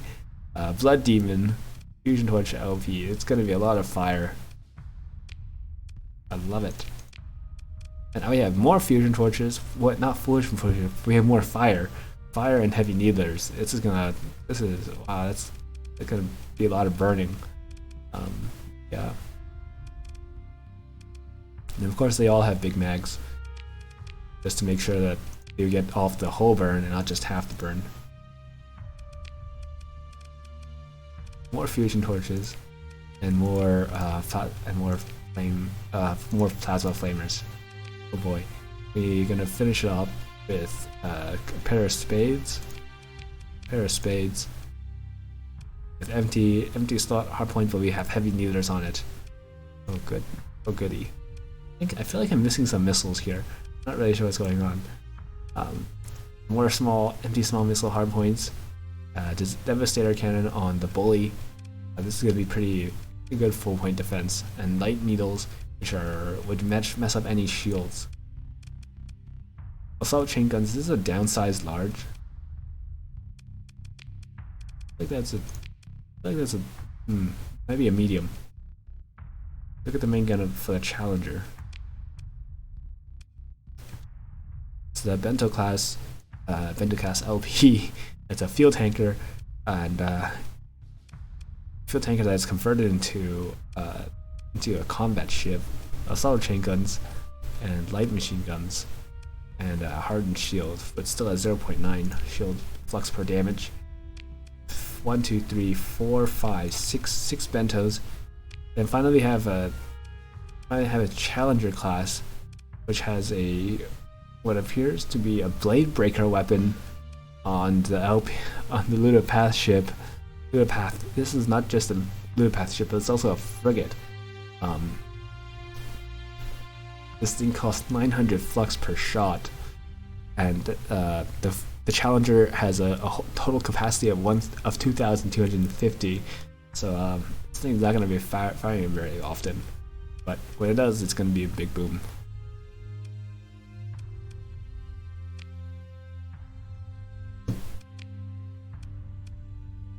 Wait, this is a large energy in a medium ballistic slot.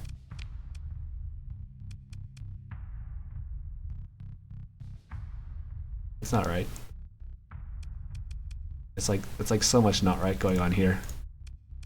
Yeah, this whole thing is very curiously manually edited.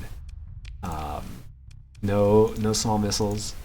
Large energy weapons and medium ballistics. Yeah. Alright. Condor LPs, they actually retain their 2 fighter slots, which are fortunately not really damaged by safety overrides. But yeah. Battle Axe escort gunships, which have fairly tanky. But I have a 30-second replacement time that is very painful. So if they go down, they're pretty much down forever.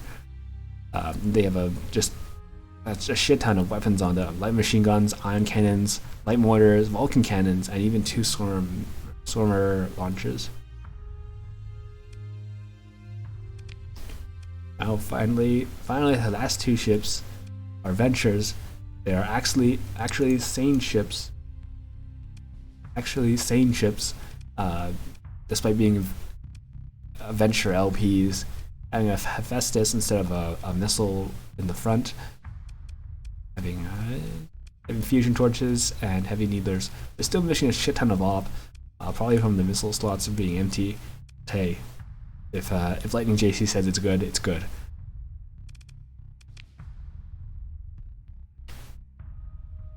So that is Sezov's fleet and Sezov's pirate fleet versus Deskup's Ludic LPE fleet. This is gonna be weird. Ventures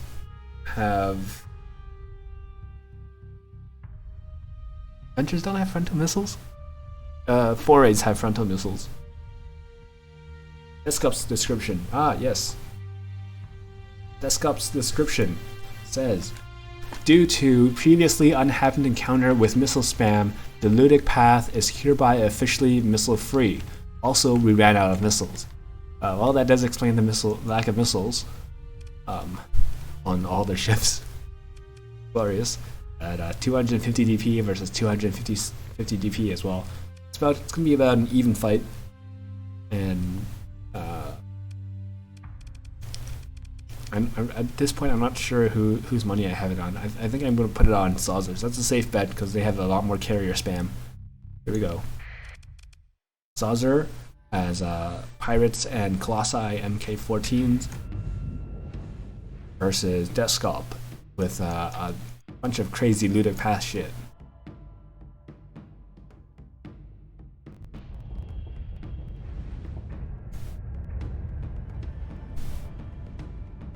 Wait, what the hell? Why are those dual flags so visible?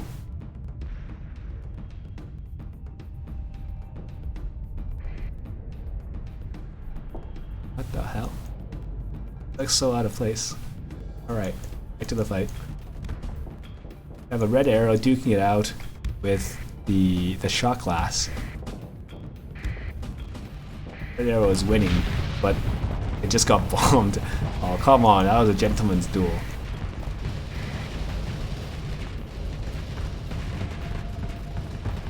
Fusion torches going to work, destroying bombers, but they've already launched their bombs.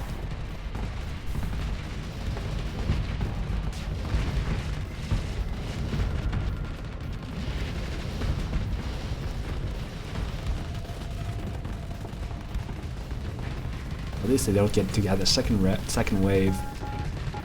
The Enforcers are beating up the Colossi in those close range engagements. The Colossi have no way to keep them off, make them scared of getting close. The Colossi are just starting to get run over. 1, 2, 3 down at once.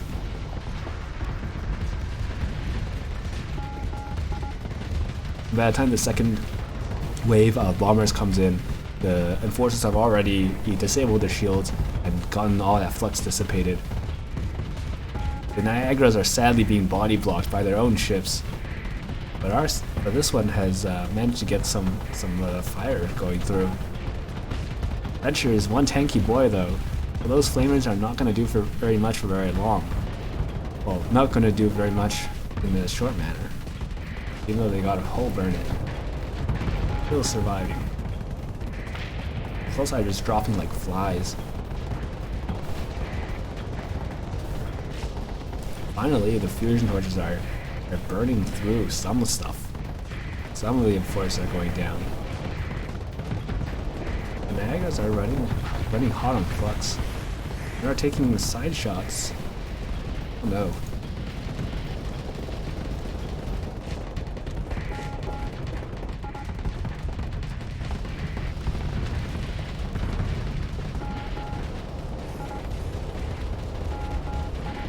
There's too many targets for the Niagara to take on. They just kind of back off. Or they take too much serious damage. It's getting, even right now, it's getting its damage split between the Enforcer and the Bento.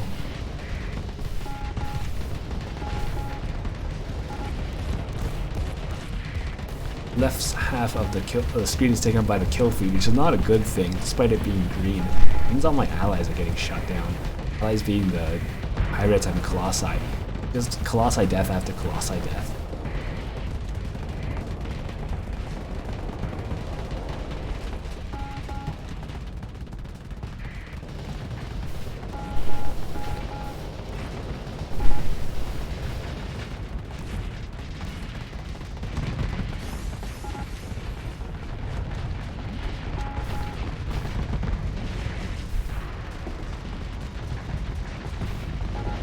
Niagara both go down, and that is just about the end of Sazer's fleet. Rest in peace, the Pirates and Colossi.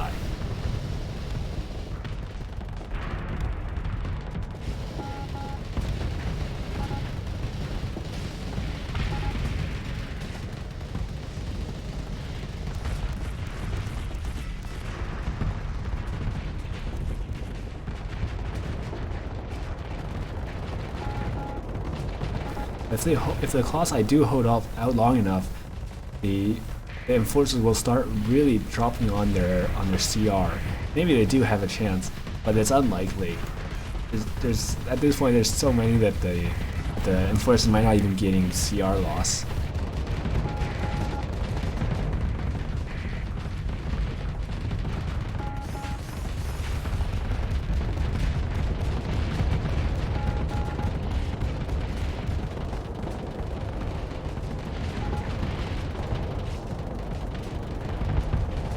With Ludo Path, when you go wide, there are some points where you do have reduced PPT loss or reduced CR loss, and that being able to switch out ships helps spread that PPT loss around.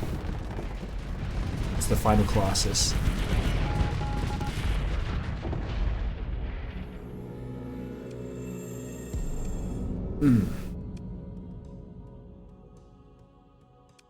So it is an overwhelming victory for the Ludo Path, but Ludo Path being Ludo Path, it was either that or it was absolute failure.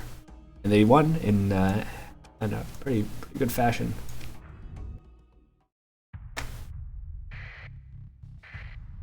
Next up, we have Daddy Pants versus Hrothgar.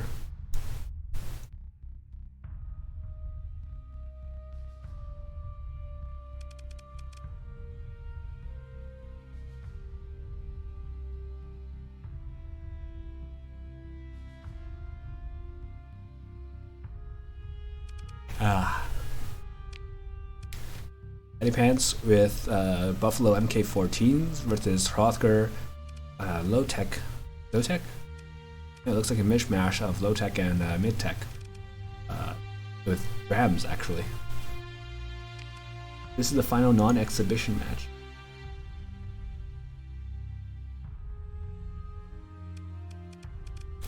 So, Daddy Pants Eddie Pants' first MK14 Buffalo as Do You Even Daka with not a single, with 2 Krun guns and missile heavy. That'll be with Ballistae and Harpoons and Blade Breaker Interceptor. EMR extreme modifications and whatever this is. It's a fairly heavily outfitted Buffalo actually.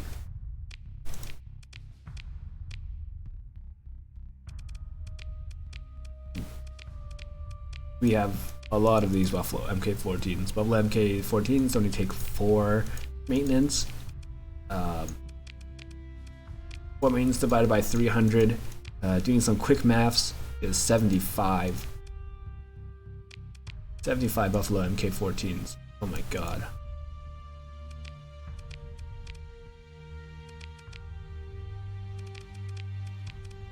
I'm just going to assume that every one of these is the same.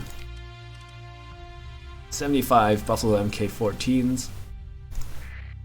God, I hate meta builds. Versus Toilet Paper Paragon Heracles with actually large missiles again on the sides, and a bunch of rail cannons of different mod types. Great House rail cannon and DME rail cannon. I think it is these. Sorry, rail cannons and even more rail cannons, depending purely on the heavy explosives from the missiles for heavy explosives. 2 identical Heracles.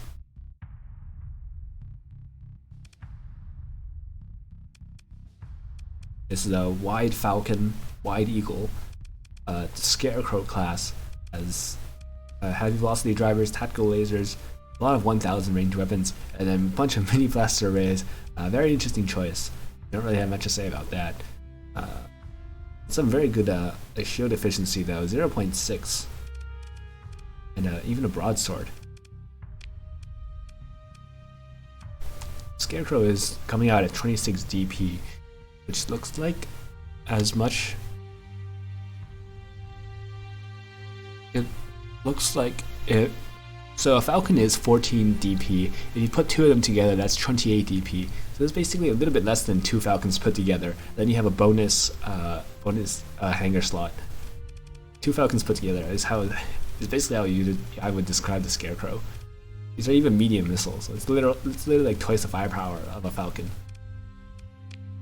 They have these very cool timeless class drone motherships, which have only drones, but it does have a couple of weaponry on it.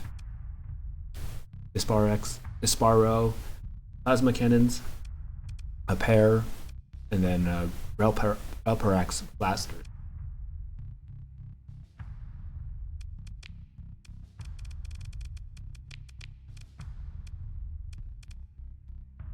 With Nimperax beamers, given IPD AI, makes them fairly good, really good anti-fighter weaponry. Anti-missiles, alright too.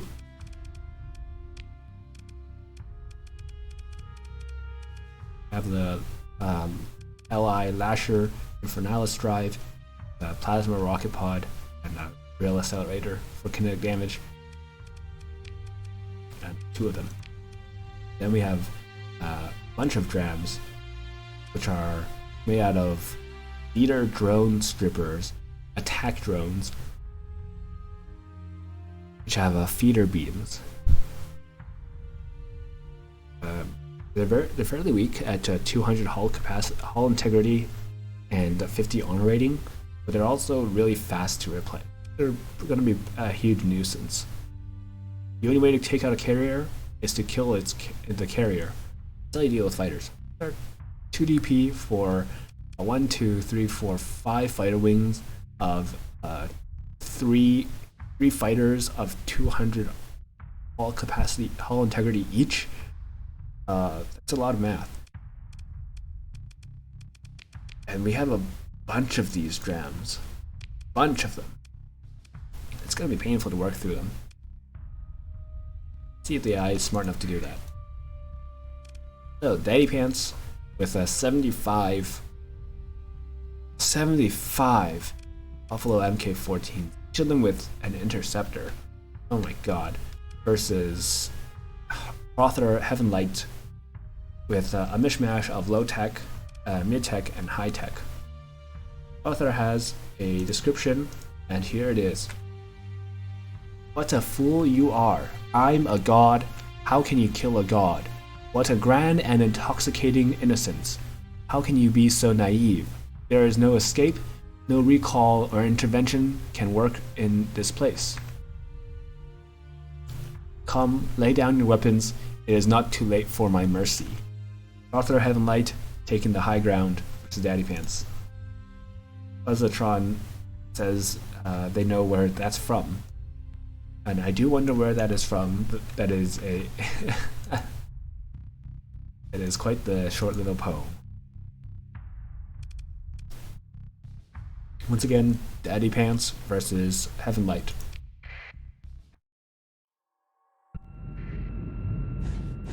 Tinker says that is from Morrowind. Daddy Pants, we have 1, 2, 3, 4, 5, 6 and a half rows of ships. My entire screen is filled with ships. Just Buffalo MK14s.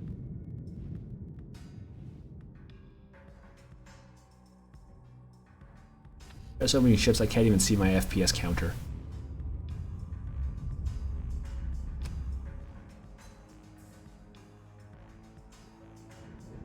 Other Half-Light has a more reasonable number of ships, still many, but not that unreasonable, and a fairly heavy amount of fighters as well, but not that tanky, and not that unreasonable.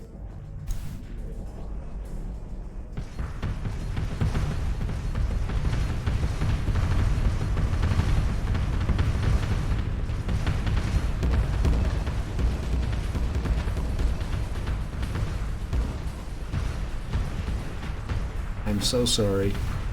I blame Daddy Pants for this.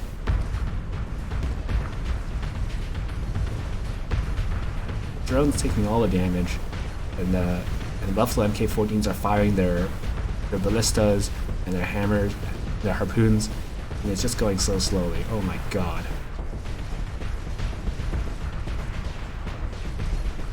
The drones from the motherships, the fragmented drones, have been all taken out, and they're slowly respawning. They're not living for very long. It's getting hit by all the ballistas and harpoons.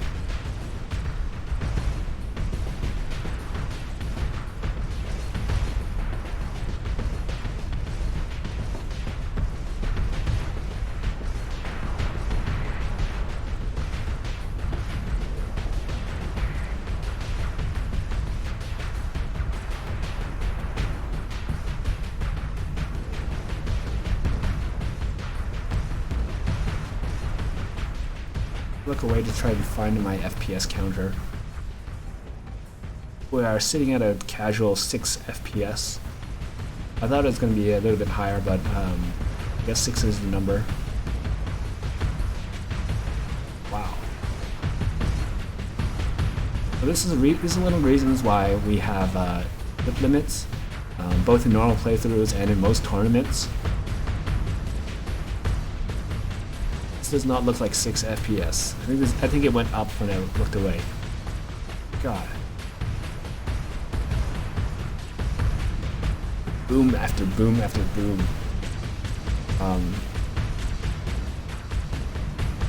Well, this is the thing. Eventually, the Buffalo MK14s will run out of harpoons, and both their CR and fighter replacement rates will be going down. So all that we'll be left with are some interceptors and ballista. Yeah. We will see the end of this eventually. And plus, if they do manage to get through those shields, the drone carriers, it will take some hull damage sometime. I'm not sure what's going to happen first. Attack lasers from the Scarecrow does manage to find a Buffalo MK14 and just directly laser into its side. Oh no, it's taken out. It's stopped by the shields. And the hypervelocity shots are sometimes getting through and other times getting stopped by the fighters or missiles. It is one time this class gone down. The hurricles are just starting to get into firing range, and they will hopefully put an end to all this madness. Wow. Start putting an end to it anyway. I'll see you guys in 5 minutes.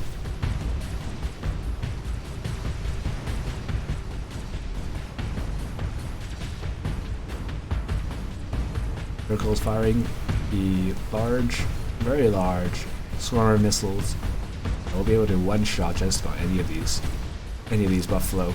The nice thing about missiles is that unlike regular projectiles, they won't hit other missiles, so they'll have a better rate of getting through all these missile swarms than the projectiles.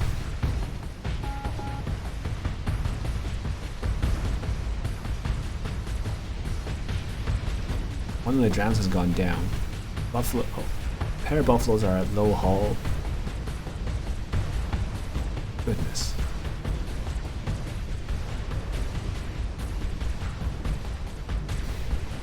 Let's have a close look at this Hercules.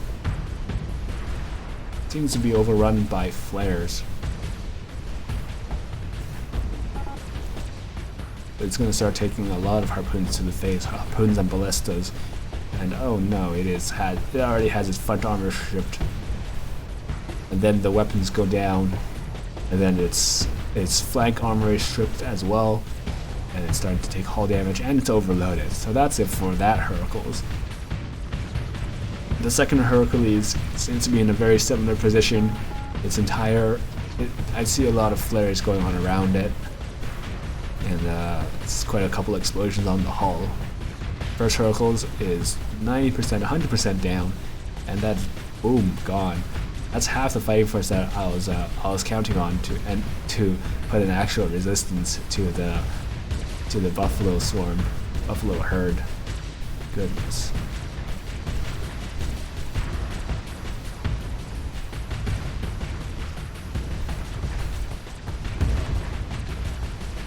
Scarecrow is no longer firing its tactical lasers, probably because they're disabled from all this harpoon and missile and flare spam.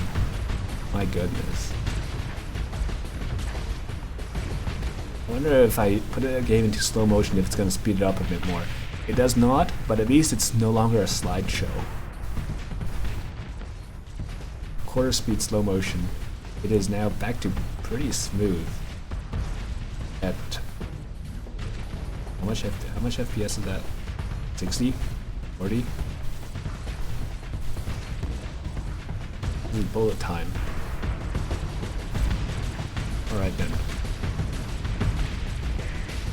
God, I don't even know what to say. The Hurricane is getting swarmed. Everything is getting swarmed. Everything that is close to the buffaloes is just getting swarmed by interceptors and missiles and yeah, everything. Just can't deal with it. Yeah.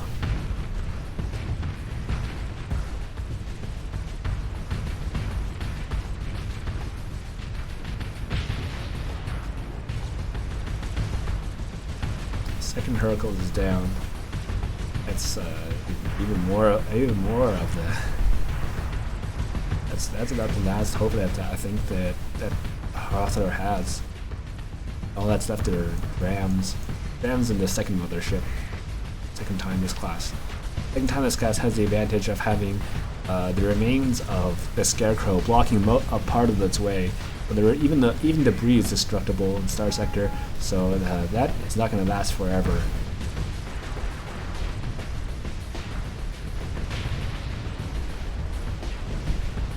Tannis does claim one of the buffaloes for itself, being the second buffalo to go down, or maybe the fourth, but it doesn't matter, there's still 70 more.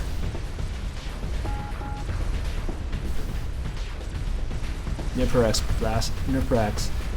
beamers doing their best to take out the missiles and fighters, but it does have IPD AI, which helps it ignore flares. It does give it a better chance, but there's just too many. There's just going to be too many of these missiles. Its flux is so high, it just turns off its shields. That's when the missiles start really just flow in. Oh god.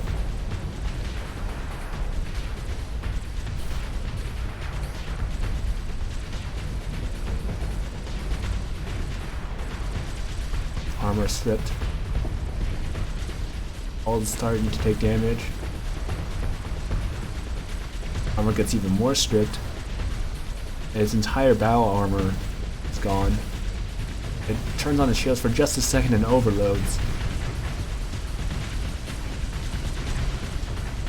And you can say goodbye to that timeless.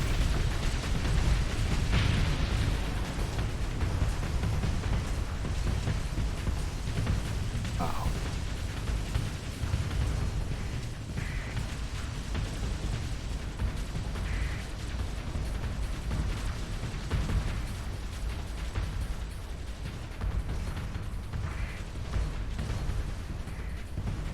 Mini ships are just a couple drams. Unfortunately, I'm gonna try to speed this up. I'm so sorry, Arthur. Oh,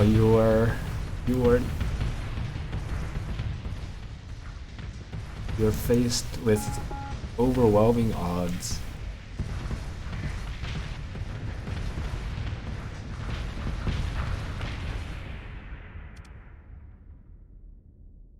$75 Buffalo MK14s, each with a very meta build, and all the missiles and fighter spam in the world.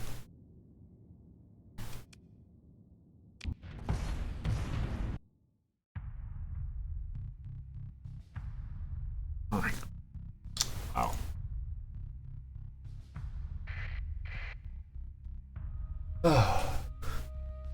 We have reached Aster Piano, the first of the exhibition fleets. How many of these exhibition fleets are there?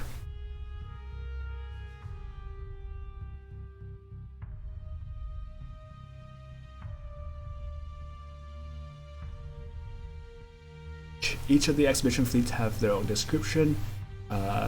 We do have at least 3 or 4 of these. First exhibition description, I think.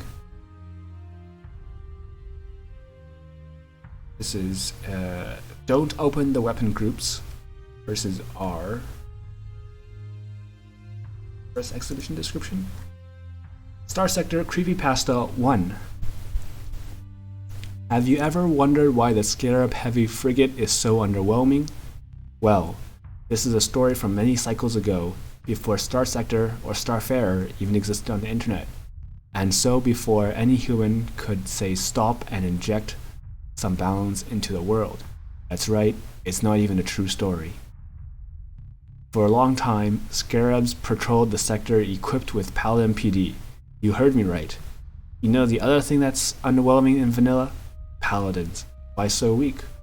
Well, before there were any notion of playing fair in the Persian sector, when Tritachyon pumped out phase carriers and infinite range tachyon lances, when carriers didn't wait for fighters to die before sending out the next batch, and Pathers filled their ships with antimatter, etc., etc. There were scarab frigates with built-in paladins. In those times, paladins didn't cost any flux to use and weren't as limited by range because Tritachyon thought that's kind of wasteful, in my opinion. So these frigates could snipe everything from miles away without even raising ever any flux. So later, when Alex made the game, he saw this abomination and decided to nerf scarabs and paladins into the ground so this would never happen again.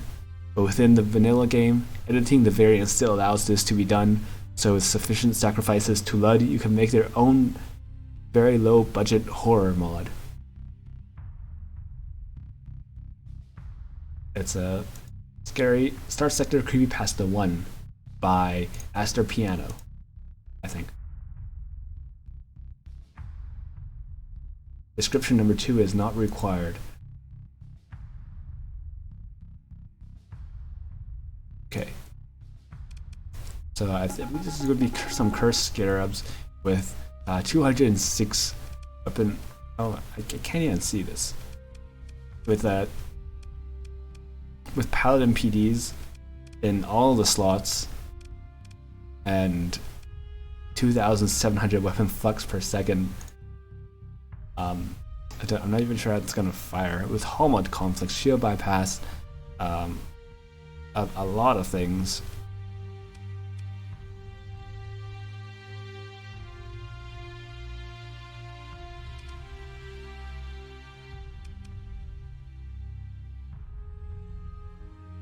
Bird lovers make ACG's marksman rifles.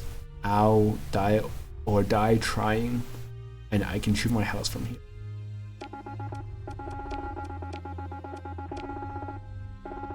And this is a fleet of 8 by 13, no, 8 by 14 scarabs versus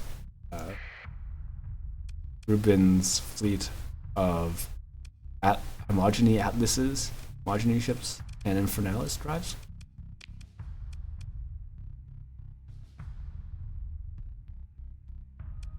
A lot of Atlas 14s with glorious Gauss guns and Fountain twin swarmer missiles, which fire 28 missiles each salvo. It's going to be pretty big damages. And with Gauss cannons, the Scarabs, I don't think they have much of a chance.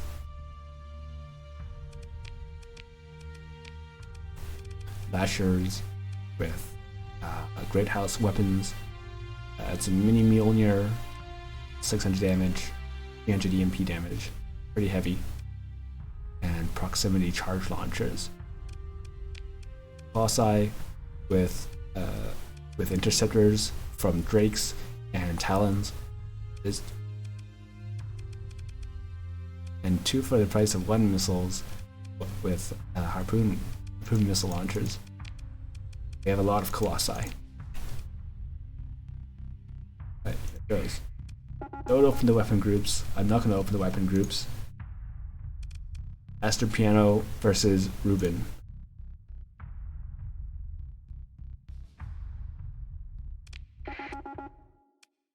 The Atlases do have shield bypass to help deal with the weapon flux buildup. Here we go, the Scarabs. You can barely see the Scarabs under all those weapons. Now that their time acceleration wears off, you can actually see them quite clearly.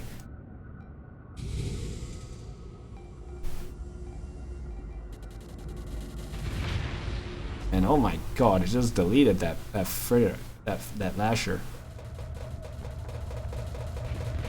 Oh, look at those moves, dodging all of those Gauss cannon shots, and getting hit by some others,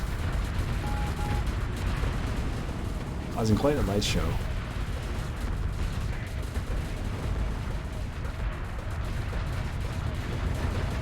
Scared of the time acceleration.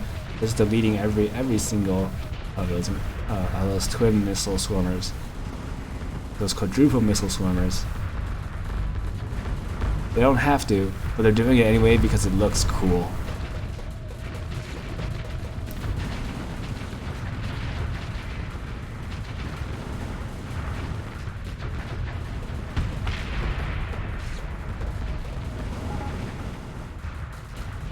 And when they turn the time acceleration on, not even gunnery AI boosted Gauss cannon shots can hit them. That's how cool they are. Once this last Atlas is down, there's nothing in the way stopping these very spooky Scarabs from taking over the world.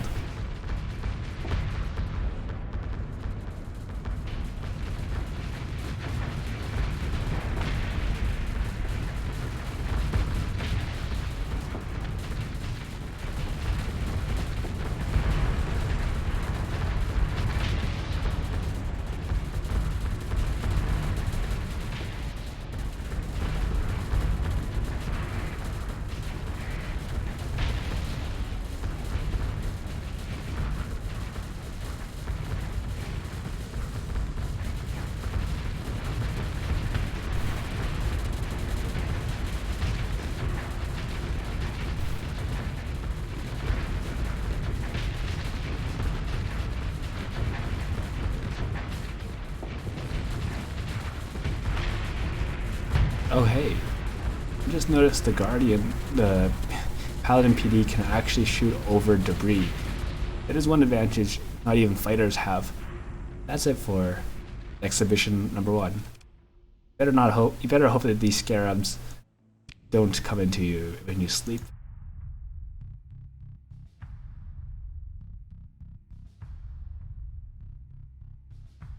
There's more exhibition fleets. We have Archangel Mark V and Time Derper 2 with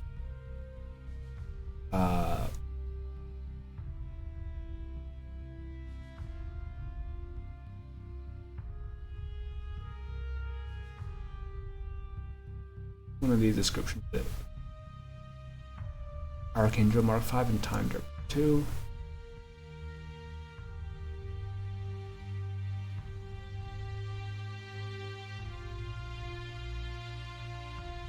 There isn't descriptions. Okay, Archangel Mark V, Great House Scouting Lance with purely Great House's weapons, and this actually looks very similar to Archangel Mark V's tournament fleet versus Time Derper 2's Scat Hatches and some other things, Scat Hatch and some other things fleet.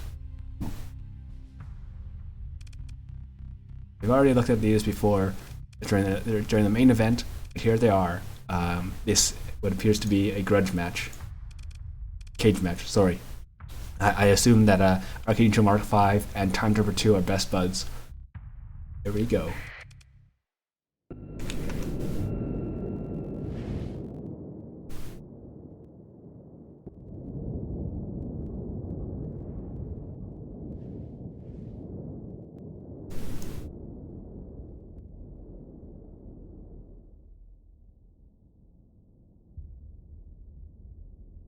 Scat Hatch versus Scat Hatch.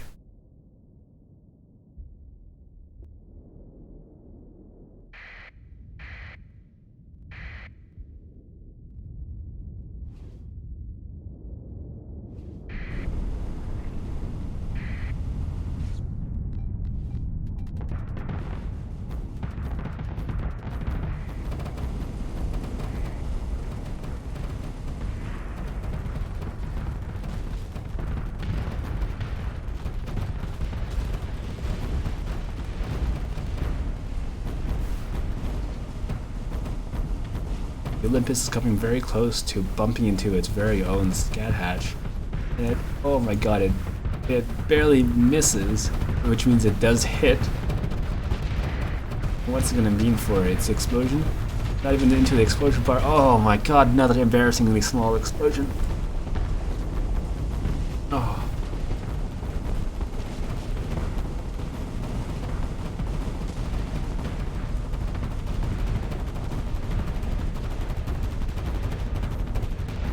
Really need to get Olympus checked out.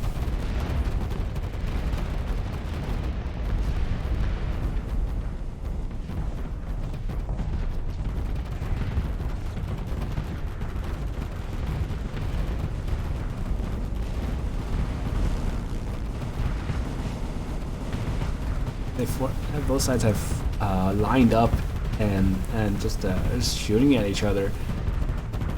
Lasers and missiles and more lasers. But those monitors are getting rather close for comfort. Monitors are armed with Reapers, which one of them finds their way through fields. No, it's actually half of the Reapers launched. Now it's most of the Reapers launched. Oh, that was a perfect block by the drones. The Scat Hatch mostly comes out of that one and scratched.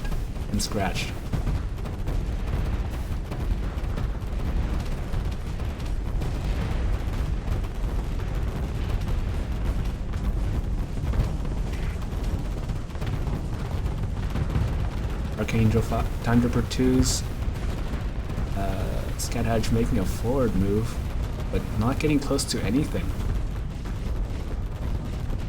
As its opposing Scat Hatch had actually backed off preemptively. now Archangel 2's Scat Hatch is feeling, oh no, Time Tripper 2's Scat Hatch is feeling rather exposed.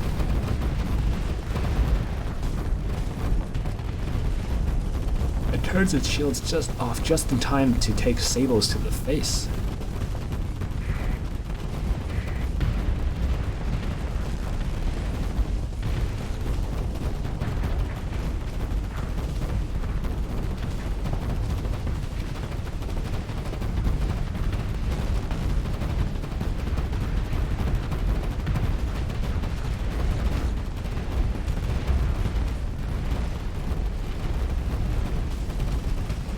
Oh wait, where's Time Tripper 2's third Scat Hatch?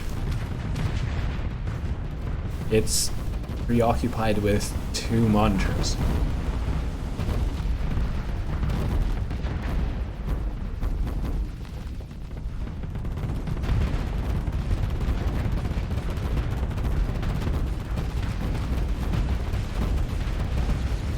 Oh no.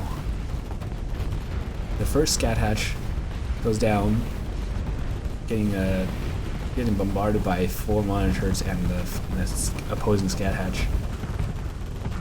The second Scat Hatch is also very low on hull.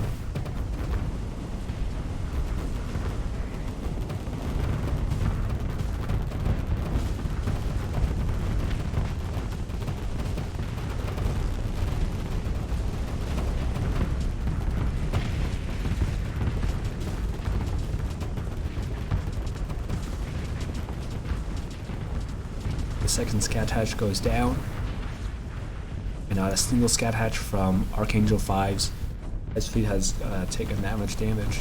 Good. Time Tripper is on their third and final Scat Hatch, and all that they have left beyond these 3 are the Olympus, is that a pony? No, another Condor, and some more Condors.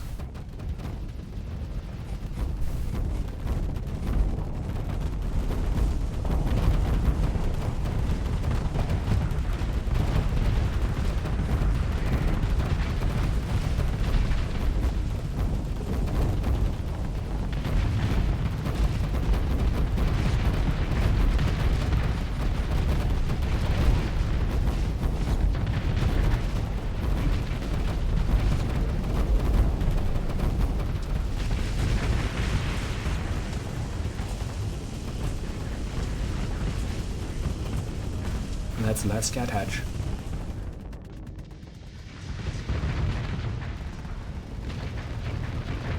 It turns out 4 Scat Hatches is better than 3. Perhaps if the Olympus detonated properly, it would have made a big change. Fortunately, that was not the case. Suffering from premature detonation is a very common thing these days. Doctors can help you with that.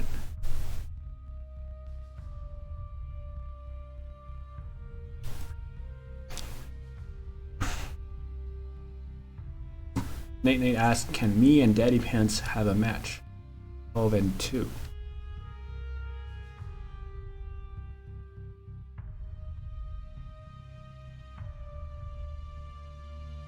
I think you can. I can find the PvP matches.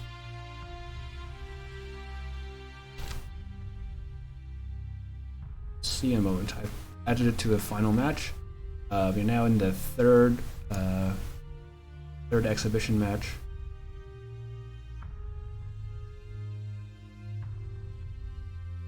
We have Light Forger versus some AI integrated fool.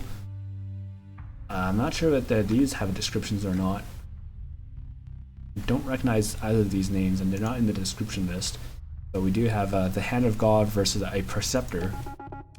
The Hand of God being a Caliph class modular ship, a giant ship with wow, that is a lot of weaponry. God, this is 1, 2, 3, 4, 5, 6, 7 modules on this ship, plus a bunch of built-in weaponry. What mod is this from? Because it's really cool. It is from the Cadou Remnant mod.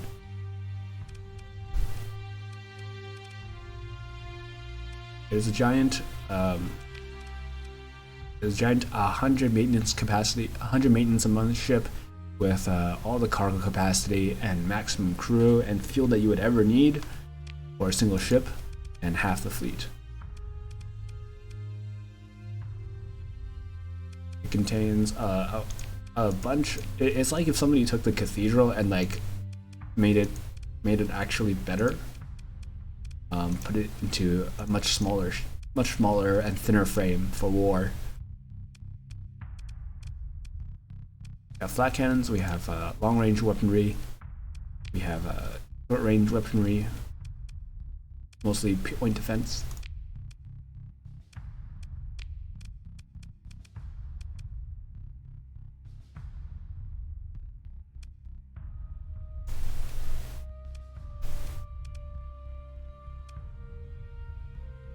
Its system is capital ramjets, which boosts forward while increasing maneuverability and reducing damage taken, requires significant flux to activate, and prevents dissipation of firing while active.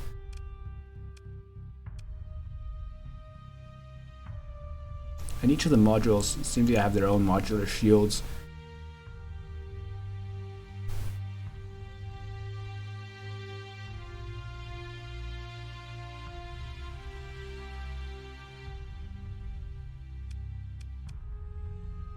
So this makes it into a 2-shield system for ship.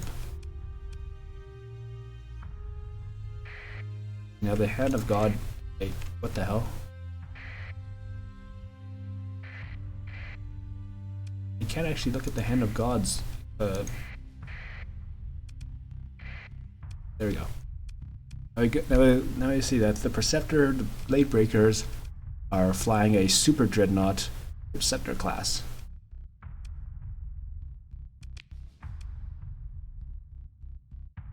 With the 2 modules on this, or single module rather, which is a large energy, 1000 range, 6000 damage, beam, high explosive beam, which arcs to, oh boy, it's an arcing high explosive beam weapon, and it's a burst. It's a very dangerous, and even does EMP damage.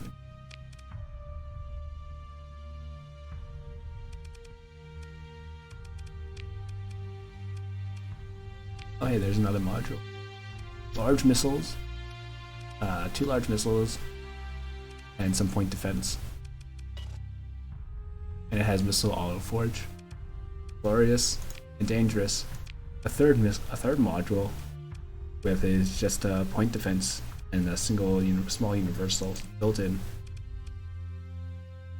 Are there more?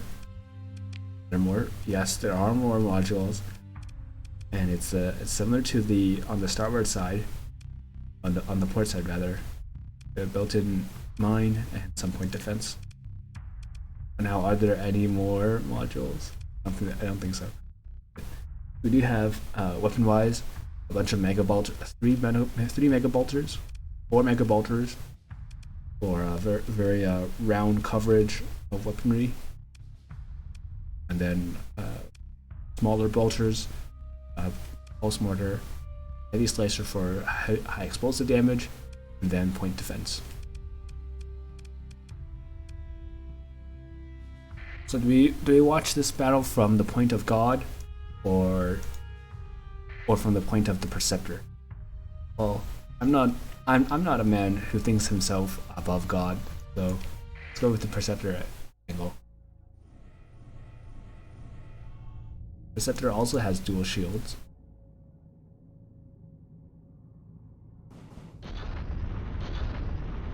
It's 2 super ships taking it out on each other.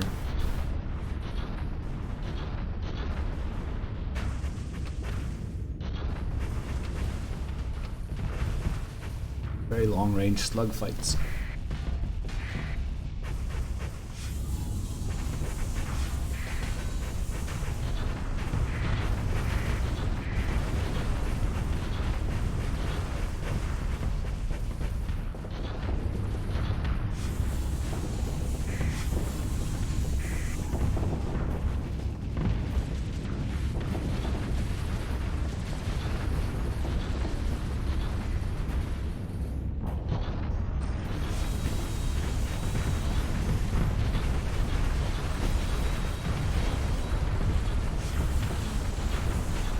Are the shields on? The Berserker does get knocked out.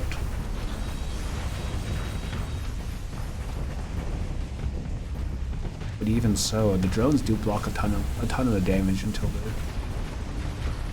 the... Is the shield permanently knocked out? My.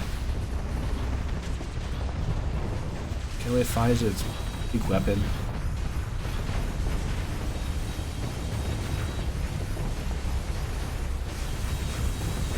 Gets turned on. It stops moving closer.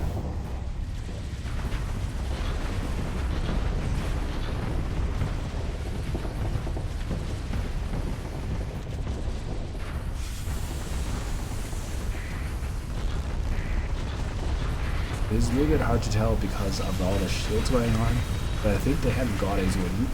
Caliph is winning. Starsector is turning its shields off and is taking a non-small amount of armor damage.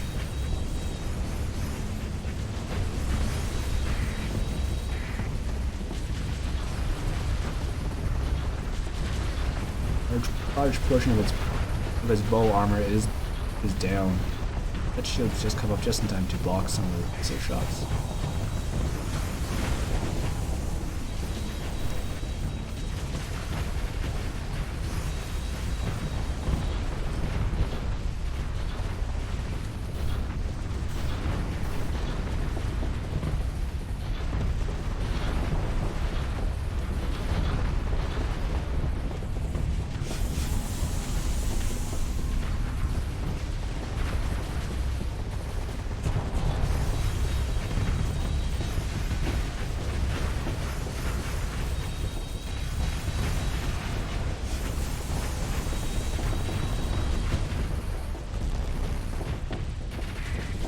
Not totally sure where the shield emitters are from, or how to see that the amount of flux that they're holding up at.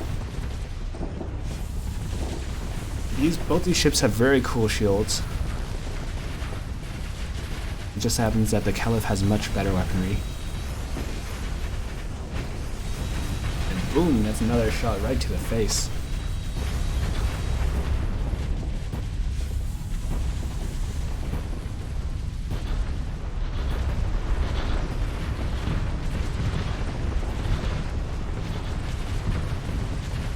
The shields are down. The Preceptor is taking a lot of mortar shots to the hull. Another missile batter.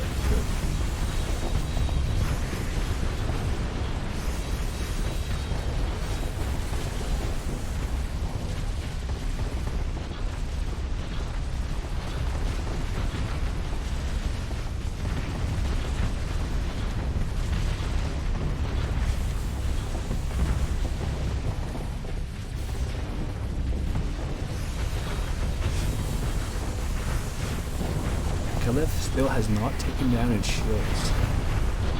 It is a pretty high flux though, roughly 75%.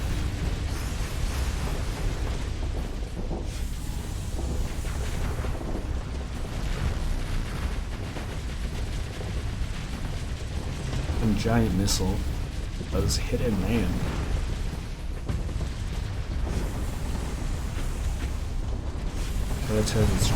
His ramjets on for a moment. It's really close, so close that the shields are touching.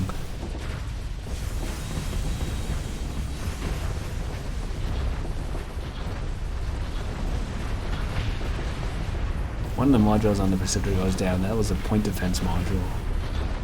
No, was it a point defense module? One of the modules.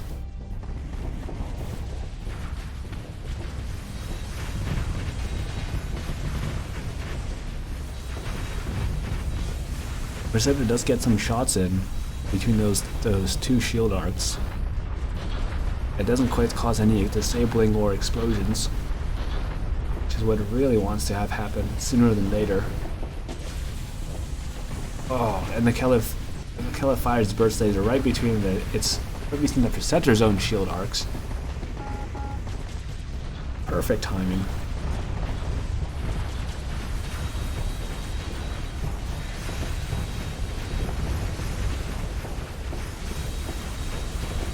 That nose section on the Perceptor has got to be taking some serious damage. In fact, it's almost dead. It is dead. All status on the Perceptor are kind of bad. It's pretty accurate.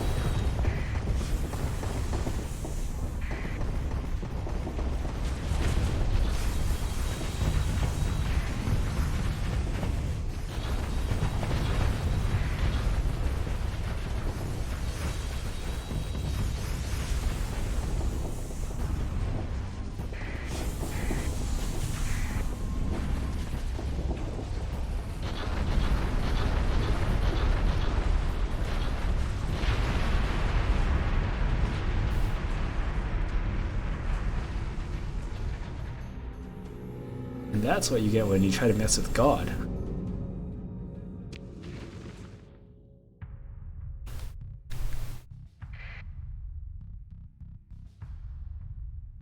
This is Author Heavenlight and Horror EP, or Horror, Author Heavenlight and Horror exhibition match. Horror's Author Guard's description? No, not quite. Again, no description for this fight, I think.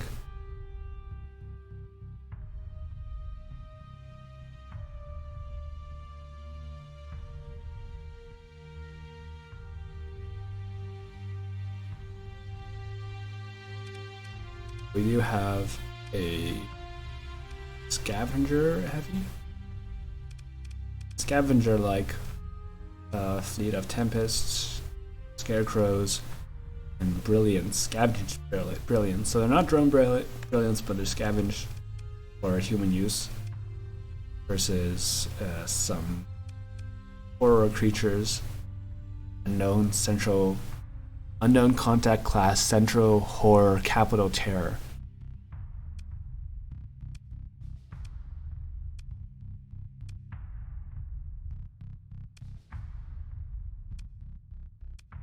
With what seems to be a lot of different field tankers and a Dominator.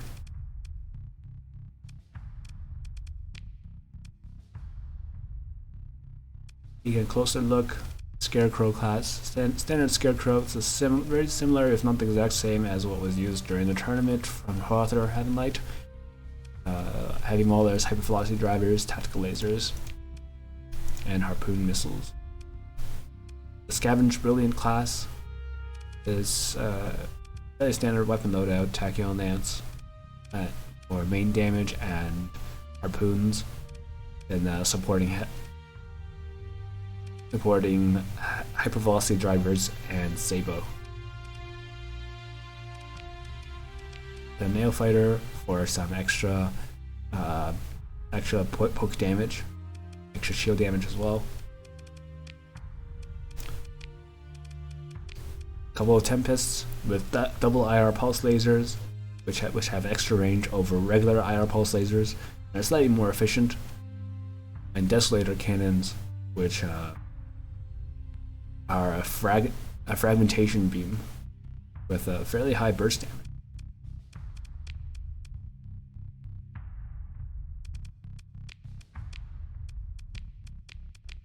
Scintilla Scavenger type battle carrier, broadswords, phylums, Anderson machine guns for suppression damage, 400 damage per second, but it's all suppression damage. It makes it kind of cruddy. And we have phylums,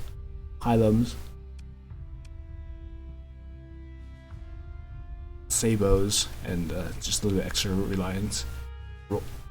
Wrong boys, like a reach around, but with protection.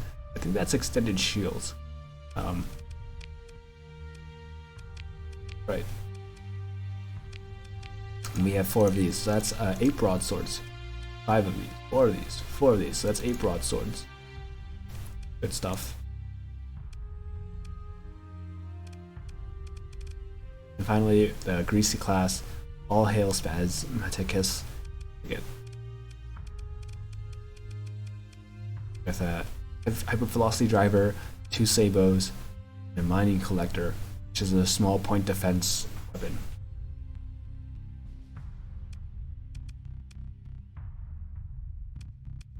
It's a very scavengy, heavy mining industries, for glory fleet versus the horrors that are, oh my god, that is scary looking.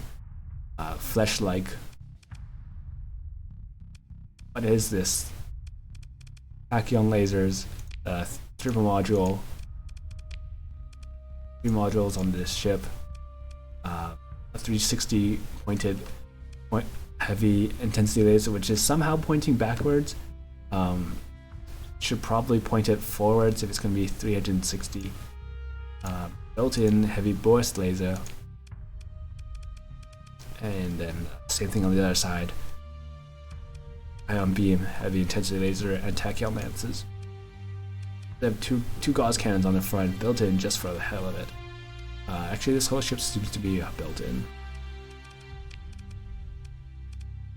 Yeah.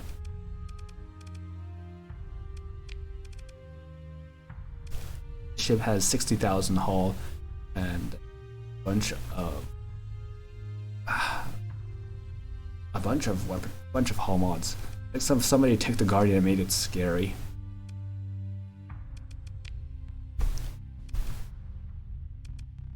The Enforcer mess class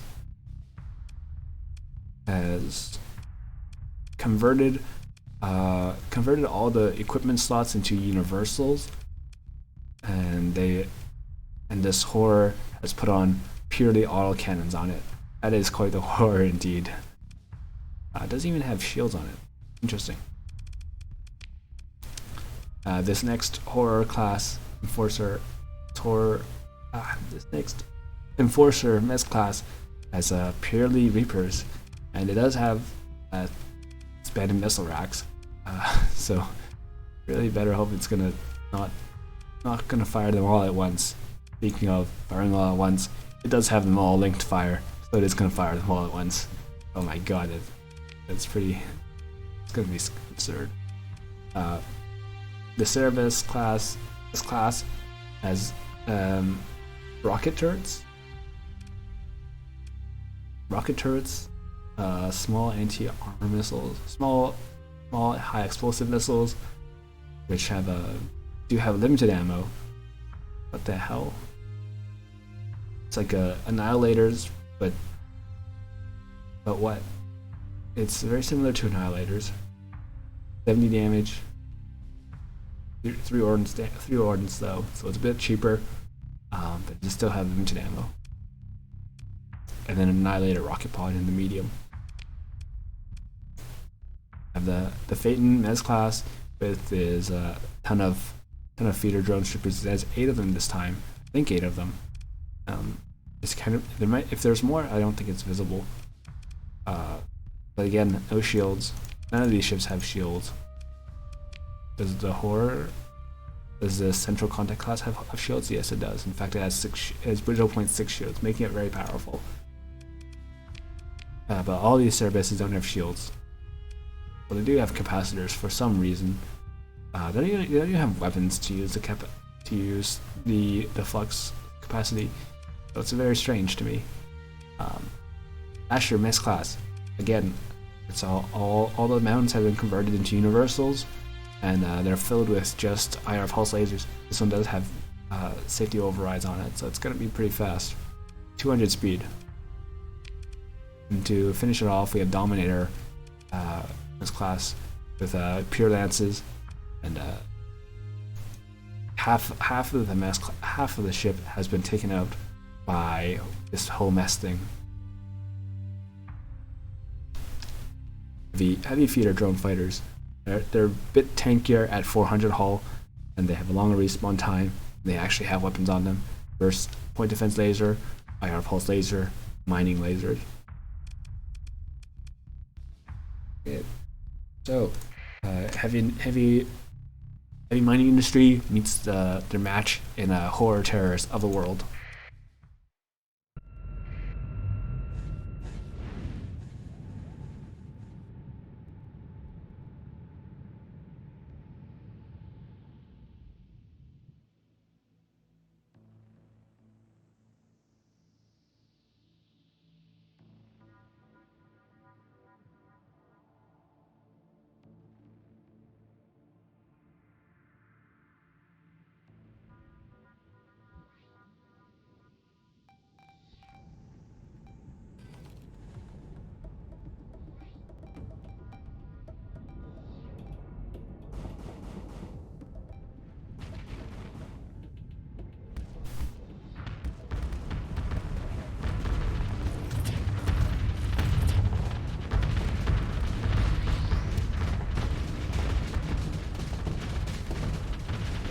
When the shieldless enforcers gets immediately destroyed, and so does a lot of the other airships. Has a Phaeton class as well. Looks to be a brilliant taking heavy damage.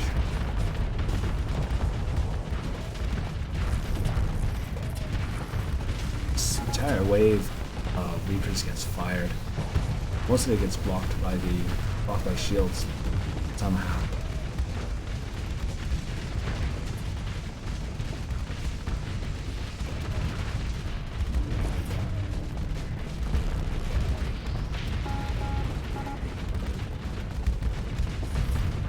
Reaper Enforcers get blown up. Just fired the second Reaper right before doing it, so before getting blown up though. Something on the horror terror side does have a Doom mine missile launcher. It might just be that little butt thing. Yeah, that butt module on the central horror class. Oh, one of the scarecrows does go down.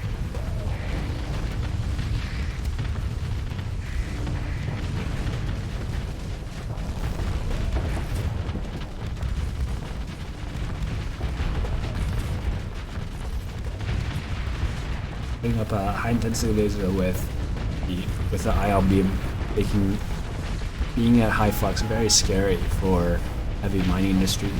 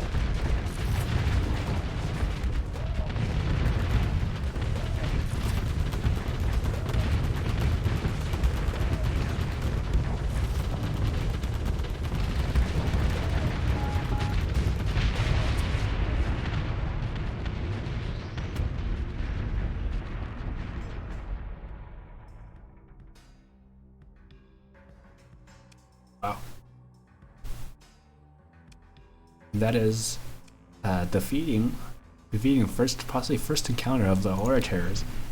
It's a very interesting ship, set of ships even. I hope we don't encounter them in space because they are pretty scary. Especially that Reaper Enforcer. Look at this. What's left? Astro Piano versus Astro Piano. Omen. The main character ain't misbehaving. Omen class frigate. Omen class. This is gonna be another very souped up frigate. And we have a very souped up Phillips head, or striker, which has Hellbores and Ulan Siege Laser instead of in its medium and small slots. It looked like a Phillips head, like this bottom half. Like, please. Okay. Again, no shields, but also has free weapons, flux-free weapons. It's got a lot of high explosives and siege lasers going on. A Centurion with actually fairly regular loadout.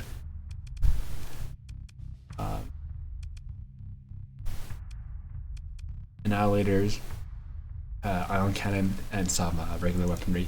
The long drover.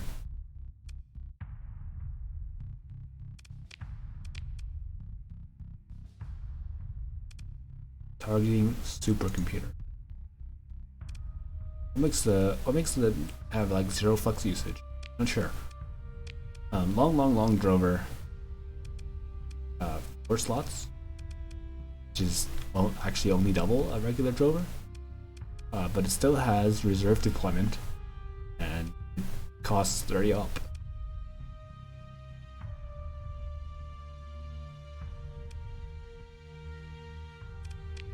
This is the anvil, literally an anvil, blacksmith class with a bunch of forward smalls.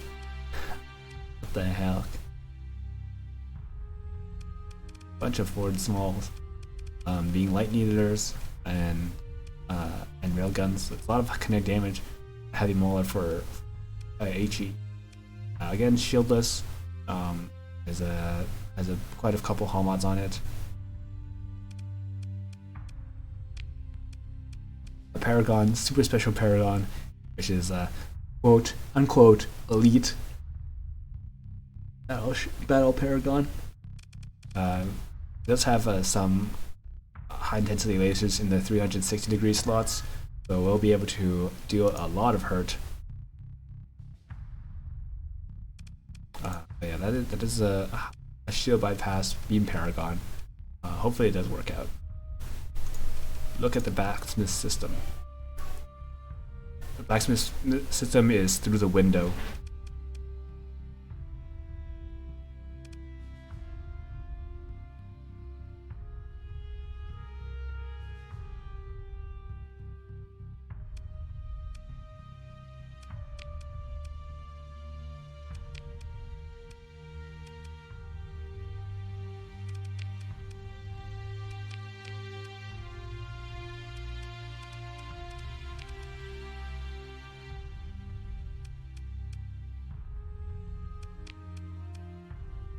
I'm half expecting for there to be a ship system called through the wall, but there isn't.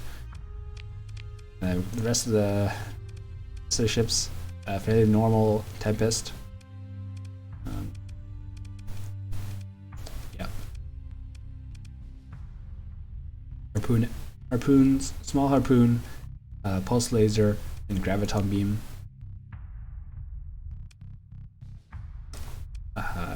Hyperion class with Atrophos, antimatter blasters, and point defense. A Scarab class that's armed with medium energies, primary role can opener, catalyzed chemical torches, which are flamethrowers with a little bit of extra EMP damage. 500 range, so they're not that small. Again, we're running on shield bypass. We have 3 of these scarabs, so it's going to be a lot of very small like things that are running on fire.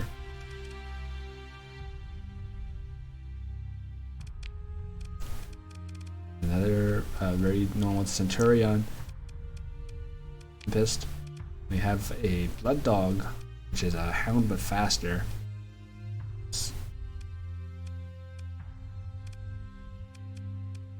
With quite a few hull mods. And an assault chain gun, which makes it pretty good. Let's see what happens here. I have a couple of these Bloodhounds and more Centurions are just going to be cannon fodder, or what I seem to be a very souped up. It is indeed a very souped up Omen with 1, 2, 3, 4 Killer Bee squadrons and Gale Bogs, which are, I've never seen this one before. The core of the Trucolane is a massive tachyon beam projector with impressive output, but suffering from a difficult to maintain design, being a 7,000 energy damage with almost 5,000 EMP damage. They're built in from the Talon ship. How to kill an Omen tutorial. This Omen has 0.4 shields, and is otherwise defensively very standard Omen. But this one does indeed have literally what I think is literally all the hull mods in the world, for better or worse. Most of the good ones, I don't see safety overrides in there, so it doesn't have the best one. But it does have a ton of even it has experimental reactor. Okay, what the hell? It has I can see my house from here, but not Waldo. This is true suffering. It has internet. It even has a what the fuck? Why does this Omen have fighter base? It has Ace Combat on a budget. I think it has Ace Combat on a budget too somewhere. It has very converted cargo base. So that's at least 3 slots. I don't know where I can find the 4th. Somehow that's Cabal upgrades. Where's more converted hangars? Fighter comm, fighter targeting. It has class cargo holds twice.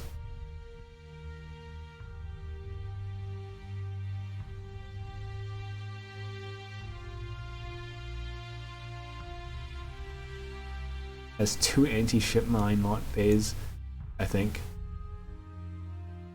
Flux shunt.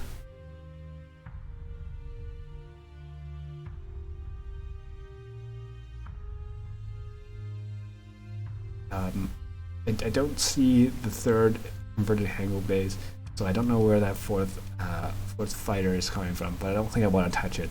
It has 443 off, so it is a little bit over a limit, but Lightning says it's okay, so it's okay.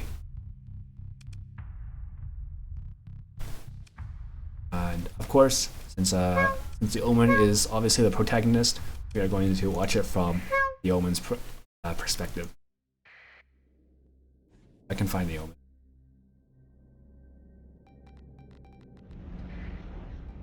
Omen starts firing his tachyon laser, very long range tachyon laser, because it has like ATC and ATU, and it just blows up 3 frigates instantly. It swings that beam around with the extra time on its beam, on its burst. Firing 2 beams at once just because it can. This reminds me of a bullet hell game.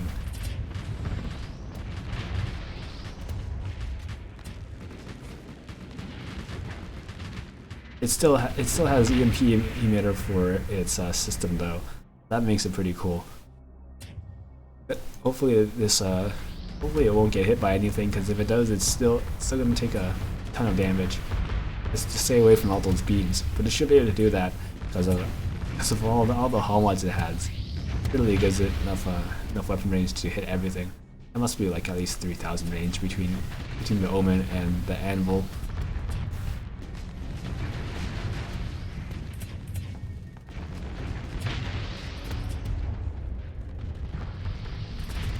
It's in range of the Paragon for just a moment, and its flux goes up quite a bit. Even though those are just amazing shields, 0.45. It does destroy the Paragon off screen though. Oh, oops. It's a very, very long range weapon. Holy shit, that's a very long range weapon.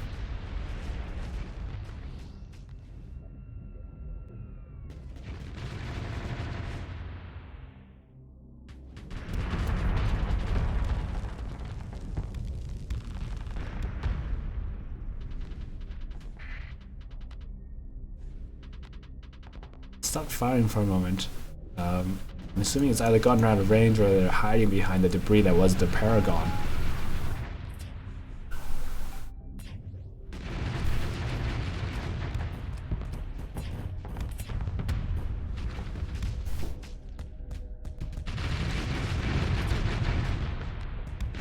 And crunchy, crunchy anvils over there. Taking 7,000 damage at a time.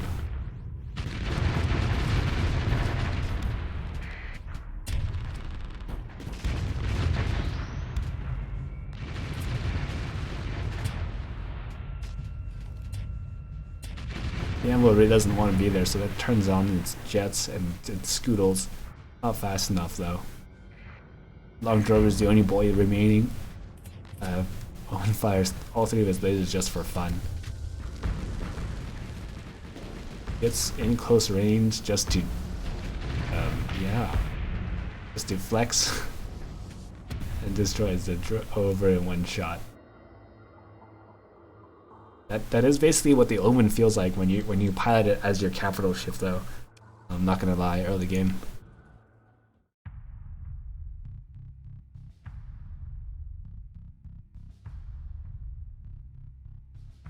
Oh, okay. How many is that now?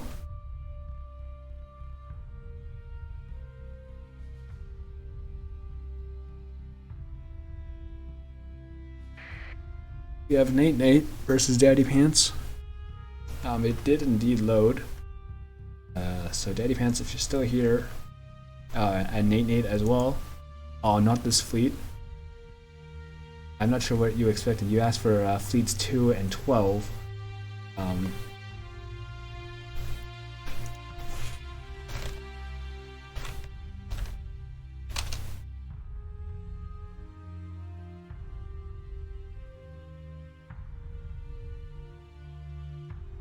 LightningJC says, let me give a shelter to the fleet.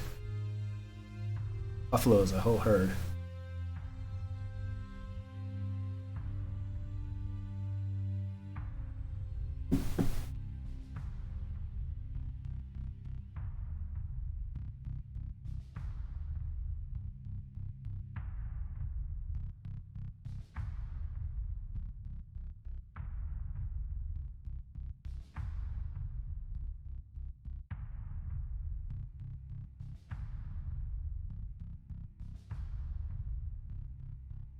So I'm just waiting here. I'm not entirely sure what for.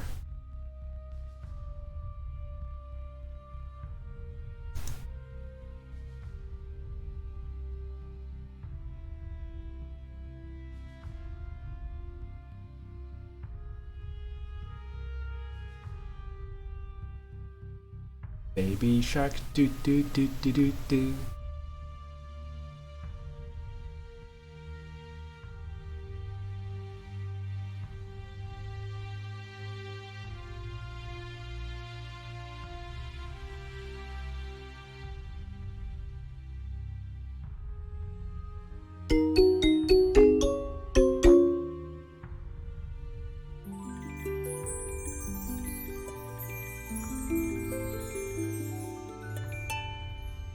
Baby shark, do do do do do do do do.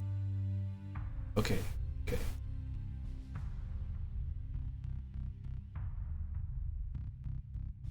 See it.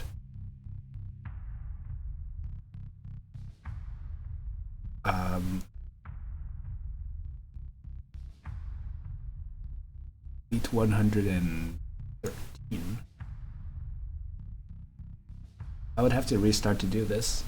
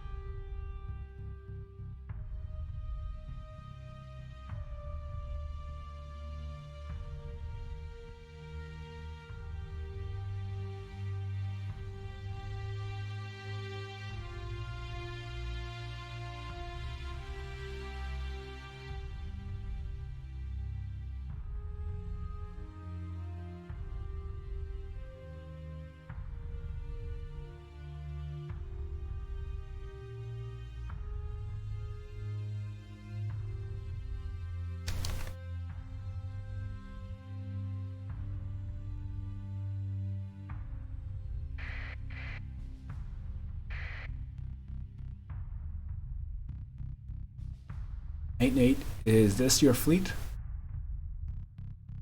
This is I'm going to hell for this, which appears to be Sparrowhawks and Sparks versus the 75 Buffalo herd. Well, I wonder what this is all about.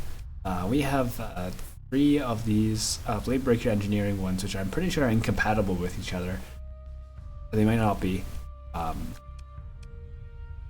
And each of these Sparrowhawks have two Sparks, which are definitely going to be critical to countering all that missile spam. We have a lot of some shard guns. We don't have IPD AI. We do have low caliber ordnance, which increases the fire rate, which would be pretty important for these IR beamers and canister flags to be able to hold off everything. And you better hope that they don't get the shields disabled. It's just literally 1, 2, 3, 4, 5, 6, 7, 8, 9, 10 Sparrowhawks with 20 Spark Interceptors and a whole lot of point defense. Here we go. Versus Daddy Pants's 75 meta Buffalo MK14s.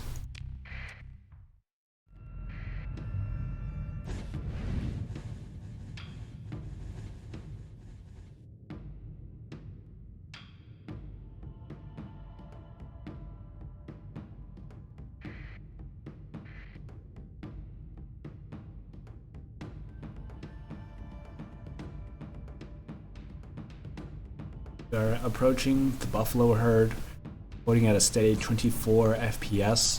It's a balmy day with good weather, 21 degrees perfect.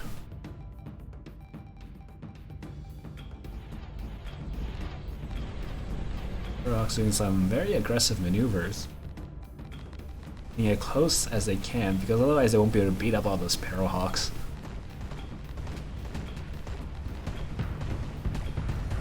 And here comes the onslaught of ordnance. Oh my god.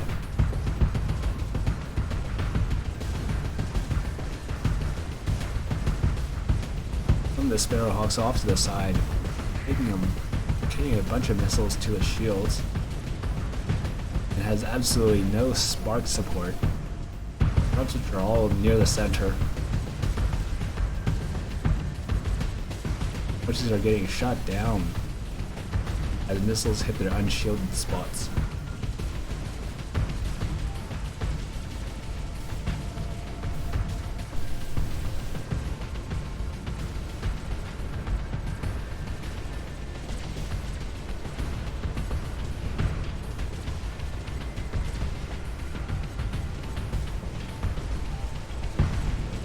Sparks which have all but disappeared. Not sure where the herd is. I think they just got destroyed by all the missiles. Oh goodness.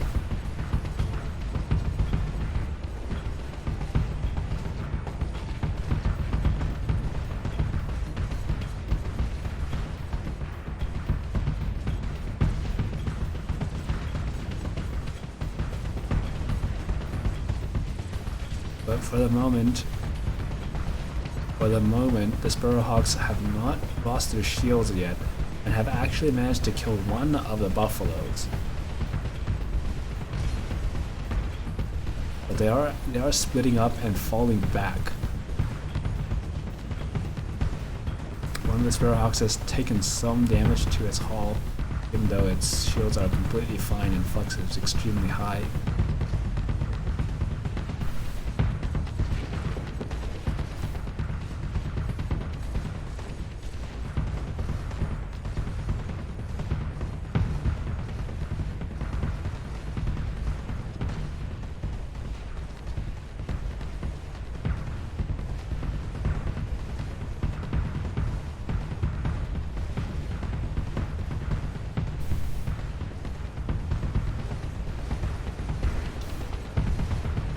Sparrowhawk in the center, taking the brunt of the missile ordnance. As long as the canister flak stays up, it's able to reduce the amount of missiles it takes by a lot, and maybe, hopefully, even kill all those flares. It's getting pretty high on flux there. Might just be the first Sparrowhawk to go down. Goes down really fast. Oh god.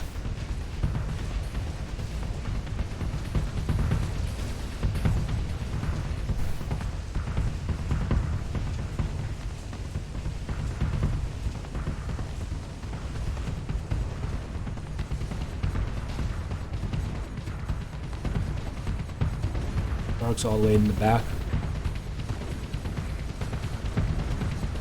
Probably ought to regroup. Command. Saying that the Sparrowhawks that are carrying them are already at 75% CR, 75% fighter replenish rate.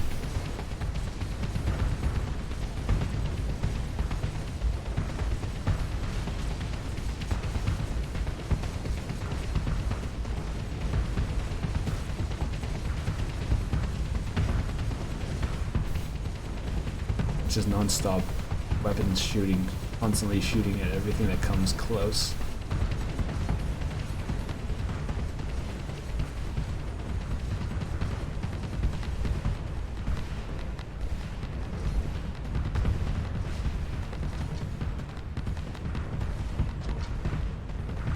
Now that the buffaloes are split up in between 9 different Sparrowhawks, it's an average of like about eight buffaloes per Sparrowhawk. The Sparrowhawks are actually able to deal with that amount of missiles, so they're having a lot better time holding them off. But for now, they're not even getting close to the buffaloes.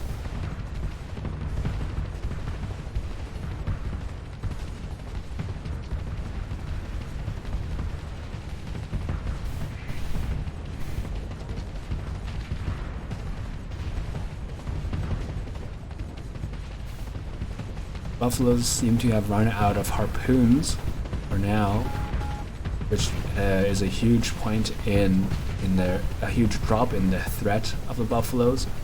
A second Sparrowhawk does go down.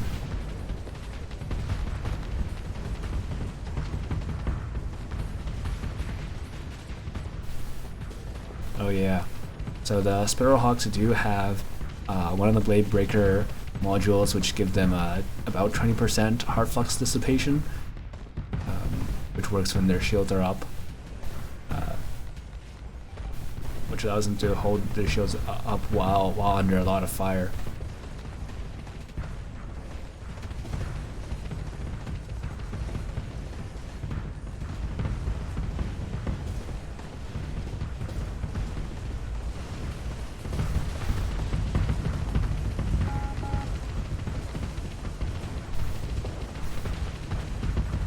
A second Buffalo MK2 goes down. It's about 1 loss on each side. That make that 3 Sparrowhawks gone down and 2 Buffaloes go down. That's not very much pain for Daddy Pants.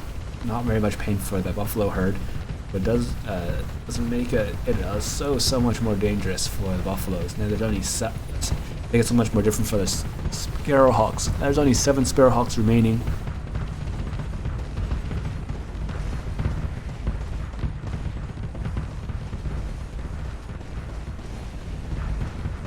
Another Sparrowhawk has taken some hull damage, now at 90%.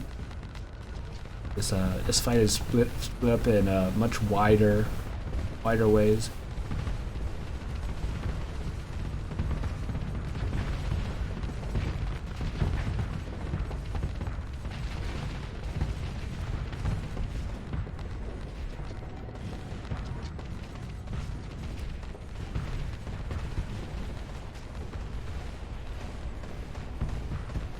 None of the Sparrowhawks have lost PPT yet,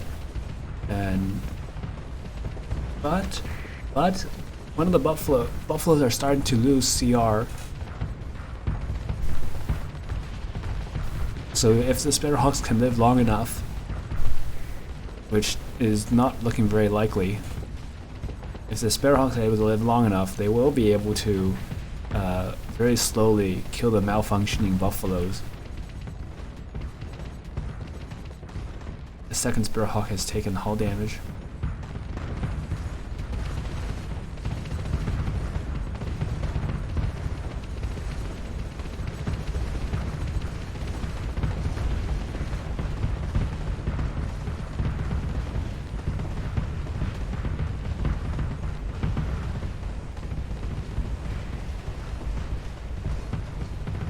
pair of buffalo go down together, which is great. Aside from the fact that the Sparrowhawk is taking hull damage, but it has its shields down, even though it has 0 flux on it. What are you doing, AI?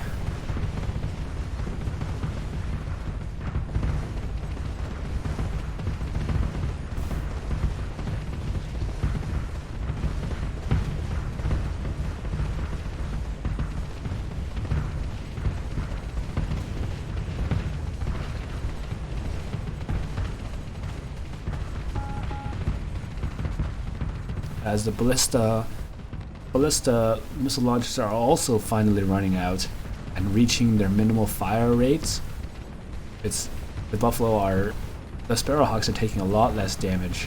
They still are for some reason. Why are your shields down? The Sparrowhawks are now able to get in range to fire back.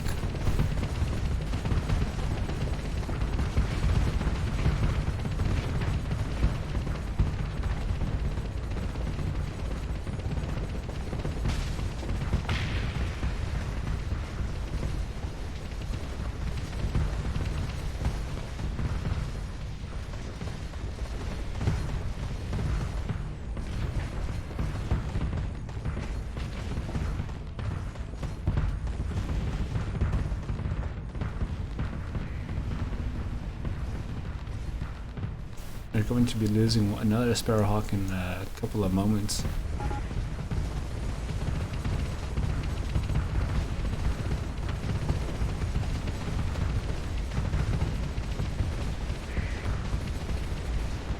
But by now, the Buffaloes are actually losing CR in good amounts, getting into sub 50 CR. Oh, but no, the Sparrowhawks are getting shot. Why are your shields down?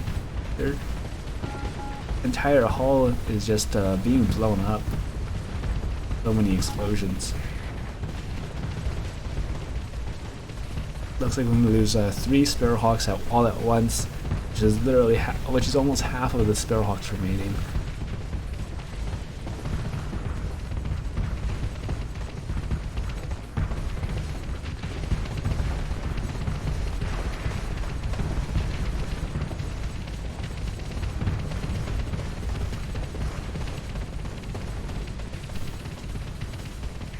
Another Sparrowhawk goes down, 6 out of 10 remaining. One of the Sparrowhawks is remaining by like 1% of its hull. It doesn't even have high shields, high flux, and it goes down as well. Now we're at 5 out of 10, and one of them is about to go down, 4 out of 10 Sparrowhawks, and we're still at 90% of the buffalo. That's over 60 buffalo. That is a lot of buffalo. But the buffalo are getting pretty low on CR. If the Sparrowhawks can live and keep draining that peak performance for another minute or two, the buffalo will run out of CR and will be able to stop functioning entirely. But it's a question of whether these 3 Sparrowhawks will live long enough. And there's so much fire. Oh, so much fire.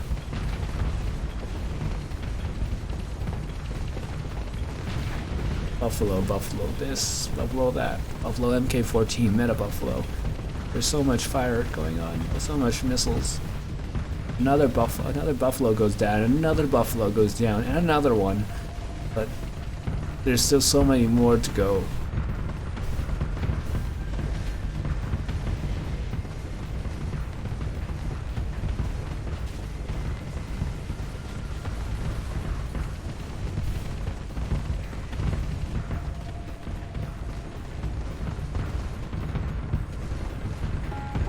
Another buffalo goes down, but this Sparrowhawk is worth so much more than the buffalo.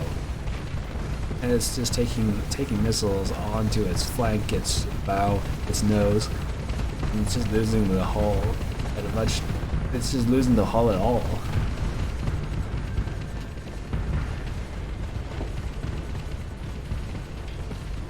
Approaching 400 seconds now. Some of the buffalo that were further back haven't lost much of the buffalo CR. And oh no, that is the 8th buffalo down, 7th buffalo down, 7th Sparrowhawk down rather. And This is now about 30 buffalo on one sparrowhawk, twice, 2 sparrowhawks each taking on about 30 buffalo of ballistas and the interceptor missiles. It's going down. This is the end of the sparrowhawks. They did not live long enough. Just too many buffalo here. The final sparrowhawk.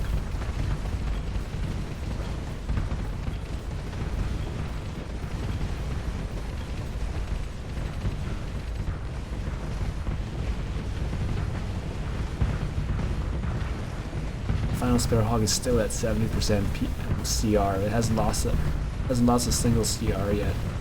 Still in this peak performance time.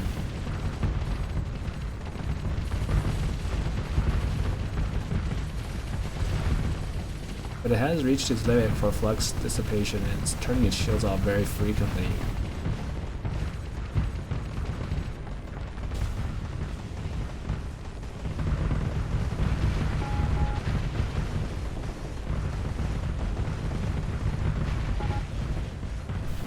With its weapons disabled, it does have to eat too many of those ballistas and does go down in the end.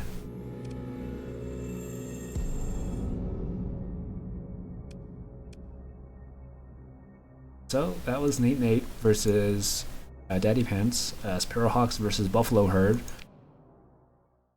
This is the last exhibition match today,